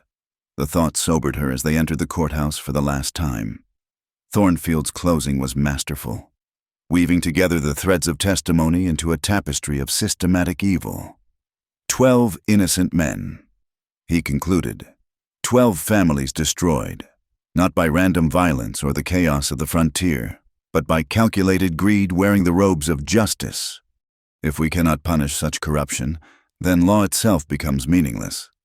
Blackwood argued brilliantly for reasonable doubt, attacking Annalise's credibility, suggesting the documents were misinterpreted, painting his client as a dedicated judge caught up in his wife's delusions. But the evidence was too strong, the testimony too consistent. The jury deliberated for only 4 hours. "Guilty, guilty, guilty!" The word rang out 12 times, once for each murdered man. Alden stood rigid as the verdicts were read, his face a mask. Only his hands betrayed him, clenched so tight the knuckles went white. "Alden Monroe," the judge intoned, "you are hereby sentenced to hang by the neck until dead, execution to be carried out within 30 days. The courtroom erupted. Journalists rushed to file their stories. Families of victims wept with relief. Through it all, Alden stared at Annalise with naked hatred. As marshals led him away, he managed to lean close to her. "This isn't over," he hissed. "You think you've won? You've just painted a target on your back. My friends! Your friends are running scared." Eli interrupted, stepping between them. "Half have already fled the country. The rest are praying attention doesn't turn their way." Alden laughed, the sound sharp and bitter. "You think you can protect her forever? Thatcher, you think love conquers all? You're both fools." The marshals dragged him away, still ranting. Annalise stood frozen until Eli touched her shoulder gently. "He's done. It's finished." "Is it?" She looked up at him. "He's right about one thing. There are others who profited from this. They won't just forget. Then we'll deal with them if they come." He cupped her face tenderly. "But not today. Today, justice was served. Theodore Marsden and all the others can rest easier." Outside the courthouse, a crowd had gathered. As Annalise emerged, someone started clapping. Then another and another, until the street filled with applause. These were ordinary people, farmers, shopkeepers, workers, who understood that for once. Corruption had been exposed and punished. A woman approached, elderly and worn by hard years. "You're her, aren't you? The one who spoke up?" Annalise nodded, suddenly shy. The woman grasped her hands. "My son was taken 7 years ago. Said he stole horses, but he was home with fever when it happened. We couldn't prove nothing. Couldn't fight city lawyers." Tears rolled down weathered cheeks. "He died in prison. Least now I know why. Least now I know he wasn't what they said." "I'm so sorry," Annalise whispered. "I wish I'd known sooner, done something sooner." "You did something when you could. That's more than most." The woman squeezed her hands once more, then melted back into the crowd. There were others. A brother, a father, a widow, all with stories of loved ones ground up by Alden's machine. Each thank you was a weight, a reminder of how much harm had been done while she'd lived in comfortable ignorance. That night, in their hotel room, Annalise sat brushing her hair while Eli cleaned his guns, a nightly ritual that spoke of continued vigilance. "The prosecutor says there'll be more trials," she said. "Others involved in the conspiracy. They want me to testify again. And I will, of course, as many times as needed." She set down the brush. "But Eli, I'm tired. So very tired of being afraid, of looking over my shoulder, of reliving those horrors in courtroom after courtroom." He set aside the weapons and drew her into his arms. "Then we take a break. Let others carry the torch for a while. That cabin by the stream is waiting for us." "Our honeymoon cabin that became a fortress?" She laughed softly. "Not very romantic." "Any place with you is romantic." He kissed her temple. "Besides, Robert Crowflies says the fishing is excellent this time of year." She turned in his arms. "I love you. Have I mentioned that today?" "Only a dozen times." I was starting to worry. She hit him lightly, then grew serious. "I mean it. Through all of this, the fear, the trials, the threats, you've been my anchor. I don't know how I would have survived without you." "You would have," he said firmly. "You're the strongest person I know, remember? But I'm glad you didn't have to." They held each other as night settled over Denver. Two people who'd found love in the midst of darkness. Tomorrow would bring new challenges, more trials, more threats, more reminders of the evil they'd fought. But tonight, they had each other. A month later, as promised, Alden Monroe hanged for his crimes. Annalise didn't attend the execution, choosing instead to visit the graves of his victims, laying flowers and silent apologies. 6 months after that, the last of the conspirators was convicted. The investigation had spread like wildfire, exposing corruption in 3 states. Annalise testified 4 more times, each appearance strengthening the cases against those who'd thought themselves untouchable. And then, finally, it was truly over. On a crisp autumn morning, Eli and Annalise stood before the cabin by the stream, their horses loaded with supplies for winter. The aspen trees blazed gold around them, and the air smelled of pine and possibility. "Ready?" Eli asked. Annalise looked back one last time at the trail leading to civilization, to courtrooms and newspapers and the weight of being the woman who exposed Judge Monroe. Then she turned to her husband and smiled. "Ready?" They entered their cabin together, closing the door on the past and opening it to whatever future they would build. Outside, the stream sang its eternal song, and the mountains stood guard against a world that could be cruel but also, sometimes, surprisingly just. In the years that followed, they would emerge occasionally, to testify when needed, to help other victims of corruption, to remind the world that evil flourishes when good people stay silent. But always they returned to their cabin, to their life of simple truths and hard-won peace.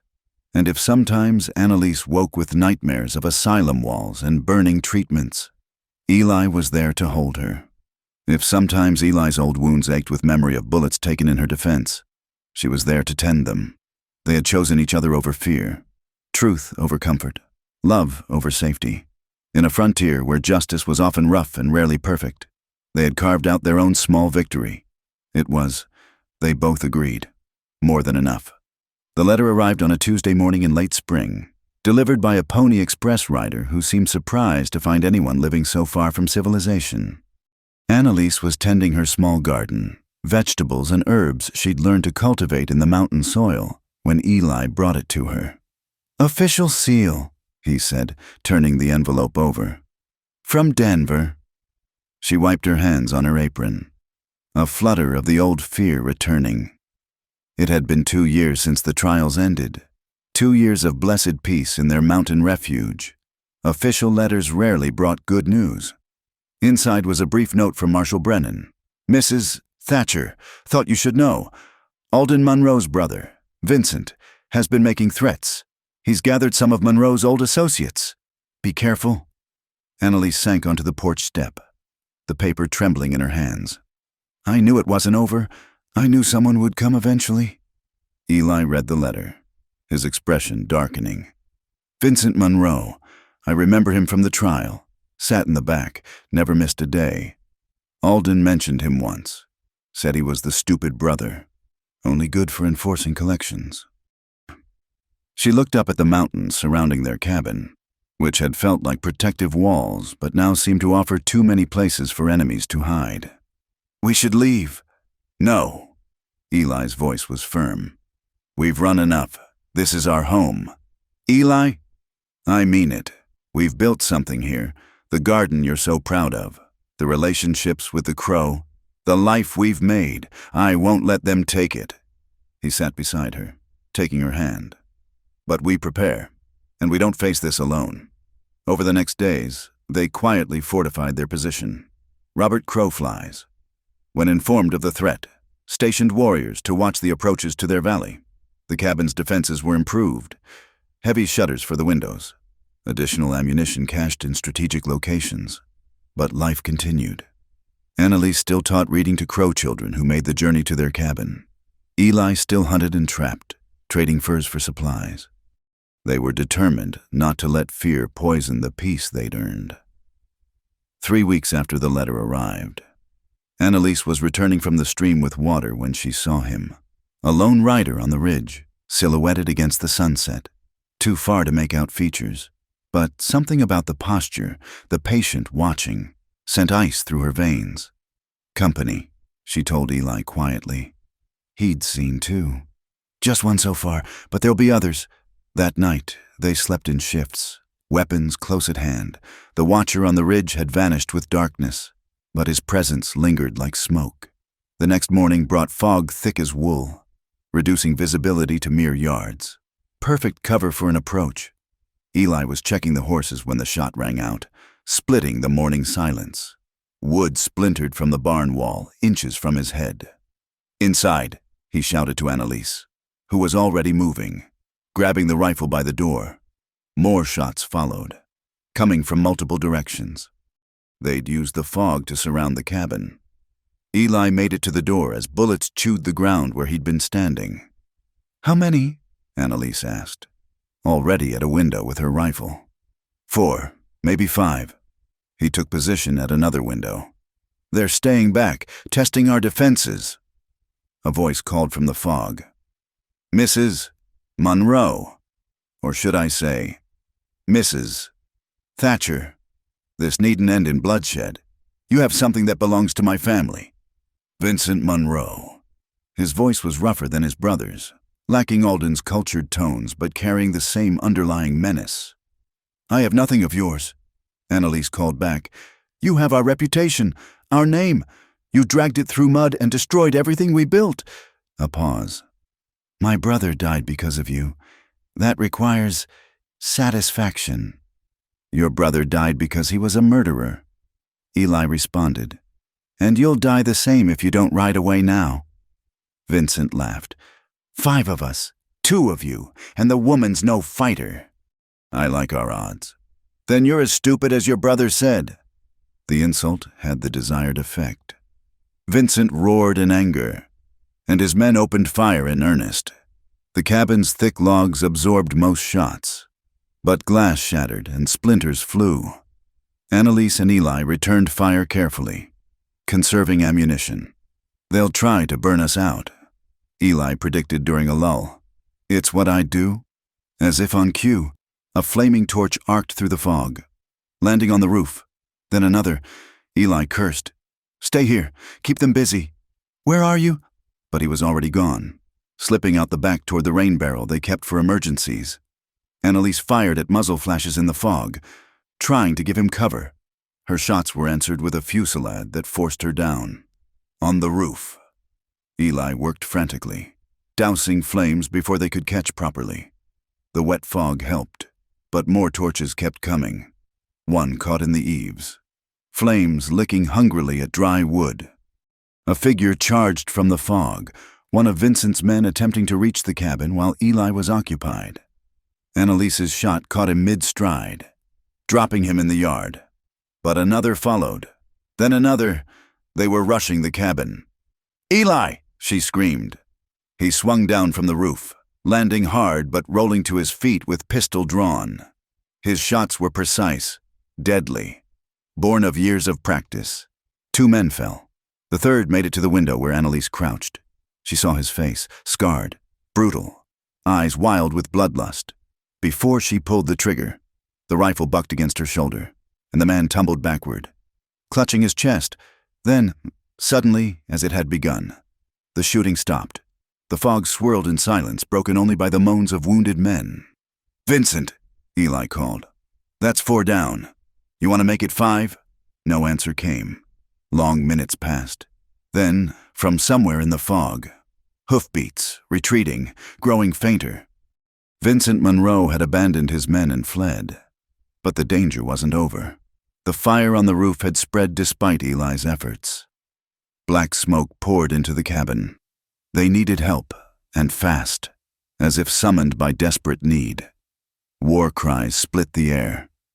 Robert Crowflies and his warriors emerged from the fog like avenging spirits.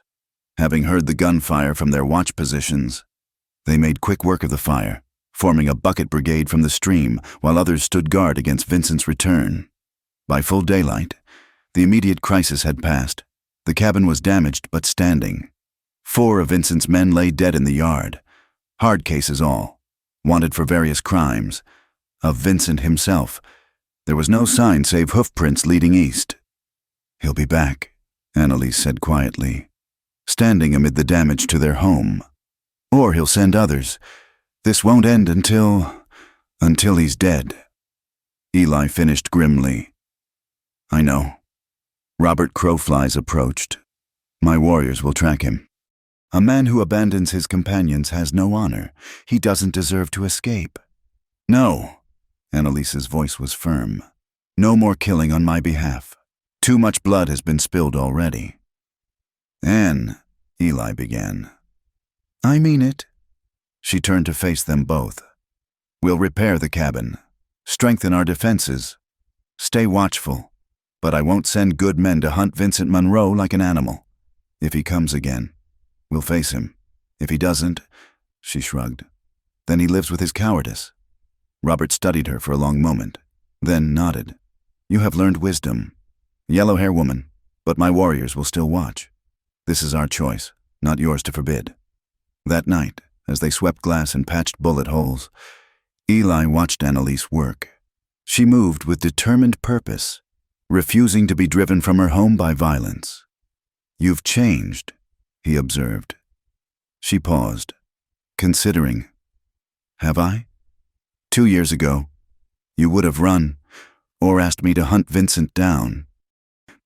2 years ago, I was still running from shadows." She resumed sweeping. "Now I know shadows have no power unless you give it to them. Vincent is just a man, angry, grieving, foolish. I won't let him turn me into something I'm not. And if he comes back, then we defend ourselves. But Eli, I won't live in fear anymore. I won't let hatred poison what we've built here." She gestured around the damaged but still standing cabin. "This is our home, our life. It's worth protecting, but not at the cost of becoming like them." He crossed to her, pulling her close despite the dust and debris. "When did you become so wise?" "Somewhere between the running and the fighting, I suppose." She rested her head against his chest. "Are you disappointed?" "That I don't want revenge?" "Never. I fell in love with your courage, not your ability to hate." They stood together in their battered home. 2 people who'd learned that sometimes the greatest victory isn't in destroying your enemies, but in refusing to let them destroy you. The weeks that followed were tense but productive. The cabin was repaired and improved. Annalise's garden, miraculously mostly undamaged, flourished in the mountain summer. Crow warriors maintained their voluntary watch, reporting no sign of Vincent. Then, on a day when autumn had just begun to touch the aspens with gold, unexpected visitors arrived. Marshal Brennan, accompanied by a federal judge and a small escort. "Mrs. Thatcher, Mr. Thatcher," Brennan greeted them. "Sorry to arrive unannounced, but we have news that couldn't wait for letters." They invited the men inside, Annalise serving coffee while maintaining the wariness that had become second nature. Vincent Monroe is dead, Brennan said without preamble. Killed trying to rob a bank in Cheyenne. Seems after failing here, he tried to rebuild his fortune the direct way. Annalise felt something loosen in her chest, a tension she'd carried so long she'd forgotten its weight. When? 3 weeks ago. We've been tracking down his associates since most are dead or fled to Mexico. Brennan leaned forward. It's over. Mrs. Thatcher. Truly over this time. The Monroe family has no more sons to seek revenge? The federal judge, a stern man named Cartwright, spoke up. There's more. In recognition of your service to justice and the ongoing threats you've faced as a result, Congress has authorized a special pension. It's not much, but it should help with supplies and such. He produced documents, which Annalise read with growing amazement. It was indeed modest, but to people living off the land, it represented security they'd never expected. Additionally, Cartwright continued, there's talk of naming you to the Federal Commission on Judicial Reform. Your insights into corruption would be valuable. Annalise looked at Eli, then back at the officials. That's kind of you, but I have no interest in returning to that world. My life is here now. Think about it, Cartwright urged. Your voice could help prevent future Alden Monroes. After they left, Annalise and Eli sat on their porch, watching sunset paint the mountains purple and gold. You could do it, Eli said quietly. Make a real difference. Perhaps, but at what cost? Back to cities, politics, constant scrutiny? She shook her head. I've given enough testimony, relived those horrors enough times. Let others carry that torch now. No regrets. She looked at him, her husband, her protector, her partner in this life they'd built far from corruption and lies. None. I have everything I need right here. As stars emerged in the darkening sky, they heard riders approaching. Hands moved to weapons out of habit, then relaxed as they recognized Robert Crow Flies and several warriors, including young ones Annalise had taught. We came to celebrate, Robert announced. The shadow that hung over our friends has lifted. This deserves recognition. What followed was an impromptu feast. The crow had brought venison and wild roots. Annalise contributed vegetables from her garden and bread she'd baked that morning. Stories were shared around the fire, tales of courage and survival, of justice served and peace earned. Late in the evening, one of the young warriors Annalise had taught stood shyly. Mrs. Teacher, he said in careful English. I write letter to my cousin at agency school. Tell him about brave woman who spoke truth to power. He writes back, says I make up stories. The boy grinned. Now I tell him newspaper men write same story. He must believe. What matters isn't what others believe. Annalise told him gently. What matters is that you know the truth and have the courage to speak it when necessary. The boy nodded solemnly, sitting back down amid good-natured teasing from his peers. As the evening wound down and guests departed, Eli and Annalise remained by the dying fire. The night was clear, stars brilliant in the thin mountain air. Do you think they'll remember? She asked. In 50 years? 100? Will anyone remember what happened? Does it matter?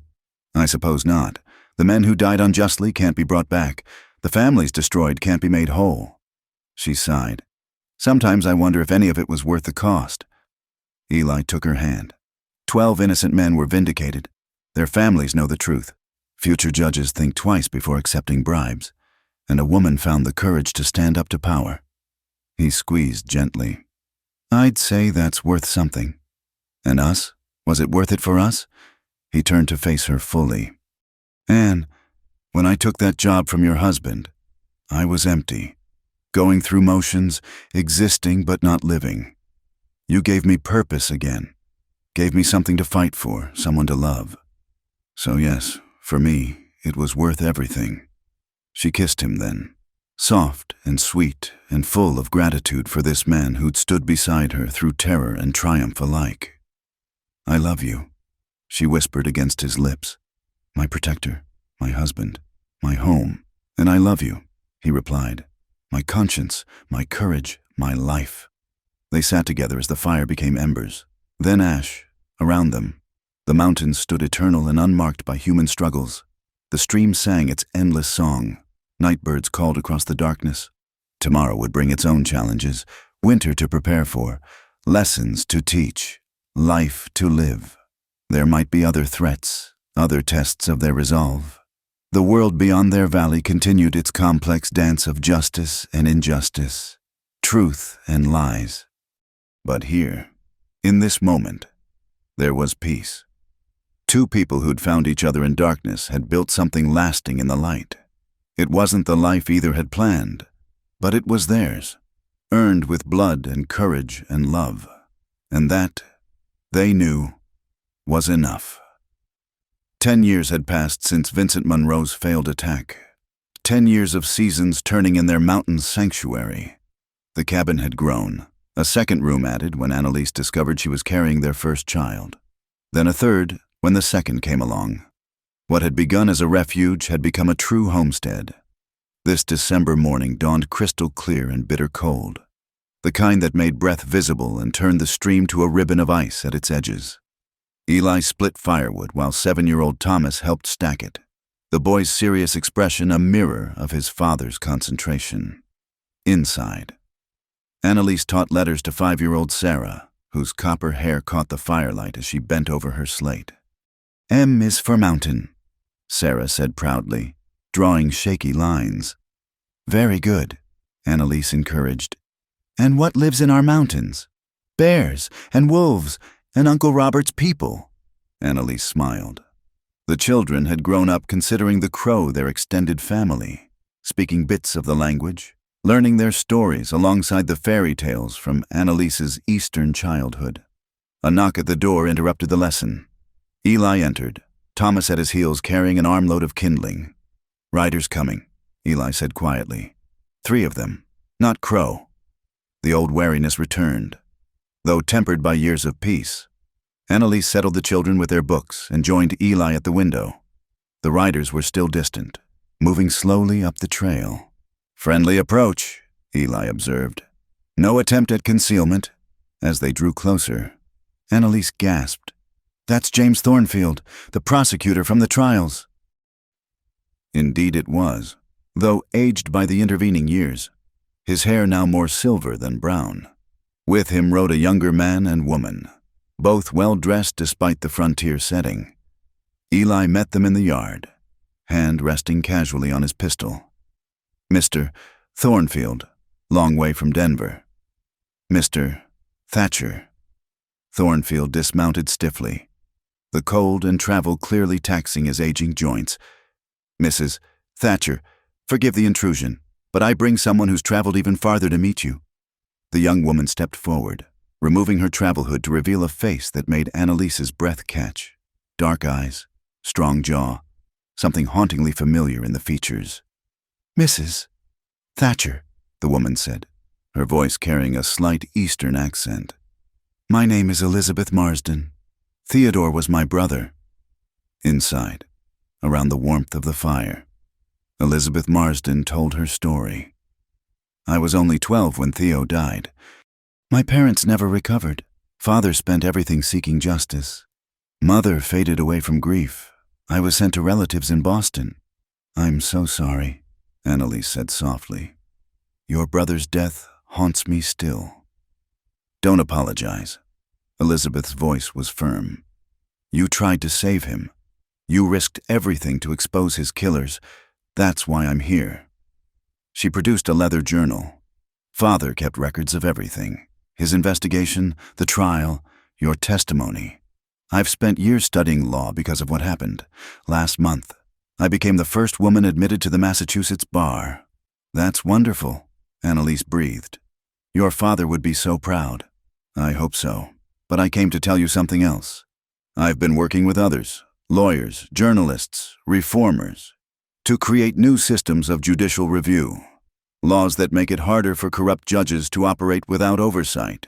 We call it the Marsden-Monroe Act. Monroe! Eli's voice was sharp. Elizabeth smiled slightly. Named for the woman who exposed corruption, not the man who perpetrated it. It seemed fitting. Annalise felt tears prick her eyes. I don't know what to say. Say you'll forgive us for disrupting your peace. Thornfield interjected.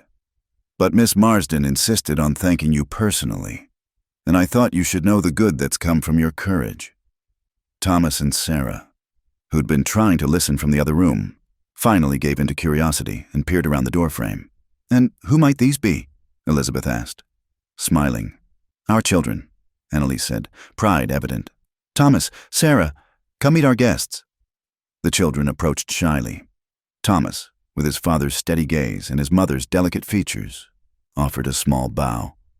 Sarah, irrepressible as always, announced, I can write mountain. Want to see? As Elizabeth admired Sarah's letters and Thomas showed off his collection of arrowheads, gifts from Crow playmates, Annalise felt a strange sensation. The past and present were merging. The pain of old wounds somehow softening in the presence of new life and unexpected redemption. They stayed for dinner, the cabin filled with more voices than usual. Elizabeth proved wonderful with the children, and even Eli's customary reserve thawed as she asked intelligent questions about frontier life and survival. You've built something beautiful here, Elizabeth observed as the evening progressed. A life of purpose and peace. It wasn't easy, Annalise admitted. There were times I thought the past would swallow us whole, but it didn't, and because you stood firm, others found courage too. Elizabeth reached into her bag again. I have something else. Letters from families of the other victims. They asked me to deliver them if I found you. The packet was thick, wrapped in oilcloth. Annalise held it carefully, feeling the weight of all those voices. I'll read them later, when I can give them the attention they deserve. As the guests prepared to leave the next morning, Elizabeth took Annalise aside. There's one more thing. A group of reformers wants to commission a book about the trials. A full account, to ensure the truth isn't forgotten or twisted by time. Would you consider contributing? Annalise glanced at her children playing in the snow, at Eli helping Thornfield mount his horse. I've worked hard to leave that behind. I understand. But think about it. Elizabeth pressed a card into her hand. Your story gives others hope. It shows that ordinary people can stand against corruption and win. After they left, Annalise found Eli by the stream, watching the water flow around ice-rimmed rocks. You're thinking about the book? He said. It wasn't a question. Elizabeth Marsden became a lawyer because of what happened? How many others found strength in our story? She sighed. But writing it all down, reliving it again, you don't have to decide today. He pulled her close. Whatever you choose, we'll face it together, just like always. That evening, after the children were asleep, Annalise opened the packet of letters. By lamplight, she read words of gratitude, grief, and hope. Widows who'd found closure. Children who finally understood their fathers weren't criminals. Communities that had begun to heal. One letter particularly moved her. From an elderly woman named Martha Henrick. My son William was only 19 when they hanged him for a murder he didn't commit. For 20 years, I carried the shame, believed the lies. Your testimony gave him back his honor. I can visit his grave now without shame. Thank you for the courage I didn't have. Annalise wept then. Truly wept for all the pain Alden Monroe had caused. For all the lives destroyed by greed. Eli held her as sobs shook her body. Years of suppressed grief finally finding release. I'll do it, she whispered when the storm passed. I'll help with the book. Not for fame or recognition, but so their stories aren't forgotten. Spring arrived early that year, melting snow swelling the stream to a rushing torrent. Annalise worked on her contribution to the book in the early mornings, before the children woke. She wrote simply, honestly, about finding the documents, about fear and flight, about the decision to speak truth despite the cost. She wrote about Eli, the guardian who became her salvation, about the crow who offered protection when her own people failed her, about learning that courage isn't the absence of fear but action, in spite of it. The children grew around this project, Understanding gradually that their mother was documenting something important, Thomas began asking questions about justice and law. Sarah drew pictures of Mama being brave, featuring stick figures facing down monsters. One day, as Annalise struggled with a particularly painful section about the asylum, Sarah climbed into her lap. "Why are you sad, Mama?" "I'm remembering a time when bad people hurt me," Annalise answered honestly. "But Papa stopped them." "Papa helped, but I had to stop them too, by telling the truth." Sarah considered this with 5-year-old seriousness. "Truth is important?" "The most important thing, little one." "Then I'll always tell truth too, even if monsters come." Annalise hugged her daughter close, marveling at the fierce spirit in such a small body. Perhaps this was the real victory, not just surviving corruption, but raising children who would stand against it. Summer brought unexpected visitors again. Robert Crow Flies arrived with news that his grandson would attend the government school, wanting to learn white man's law to protect his people's interests. "Your example inspired this," Robert told them, showing that law can be a weapon for justice, not just oppression. "Will he be safe there?" Annalise worried, knowing the harsh reputation of such schools. "He is strong, like his grandfather, and he knows what he fights for." Robert smiled. "Besides, he says Mrs. Teacher already taught him the hardest parts, reading and courage." As autumn painted the aspens gold once more, a package arrived containing the first printed copies of Truth and Justice, an account of the Monroe trials. Annalise's contribution was one chapter among many, but seeing her words in print felt momentous. "Read it, Papa," Sarah demanded, though she couldn't yet understand all the words. Eli read aloud by the fire, his voice steady through the difficult passages. Thomas listened intently, old enough now to grasp the significance. When it was finished, he looked at his mother with new understanding. "You were very brave," he said solemnly. "I was very frightened," she corrected. "But I did what was right anyway. I want to be like that." Thomas decided, like you and Papa both. Winter came gently that year, snow falling in fat, lazy flakes. On Christmas Eve, the cabin full of warmth and light. Annalise reflected on the journey that had brought them here. From a frightened woman fleeing her husband's corruption to a mother, teacher, and voice for justice. From a bitter ex-soldier to a protector, father, and man of principle. They'd built more than a cabin in these mountains. They'd built a life of meaning, a family rooted in truth, a small beacon of hope in a sometimes dark world. The scars remained, physical and mental, but they'd become part of the story, not its ending. "What are you thinking?" Eli asked, finding her on the porch despite the cold, watching stars appear in the darkening sky. "About Elizabeth Marsden, following her brother's ghost into law. About Robert's grandson, preparing to fight injustice with education. About our children, growing up knowing their parents chose righteousness over comfort." She turned to him. "Did we change anything? Really? The world still has its Alden Monroes. But now it also has people willing to stand against them. People who know it can be done because they've seen it done." He wrapped his arms around her from behind. "That's how the world changes. Anne, one act of courage inspiring another, spreading like ripples on water." From inside came laughter, Thomas attempting to teach Sarah a Crow word game, both children dissolving into giggles at mispronunciations.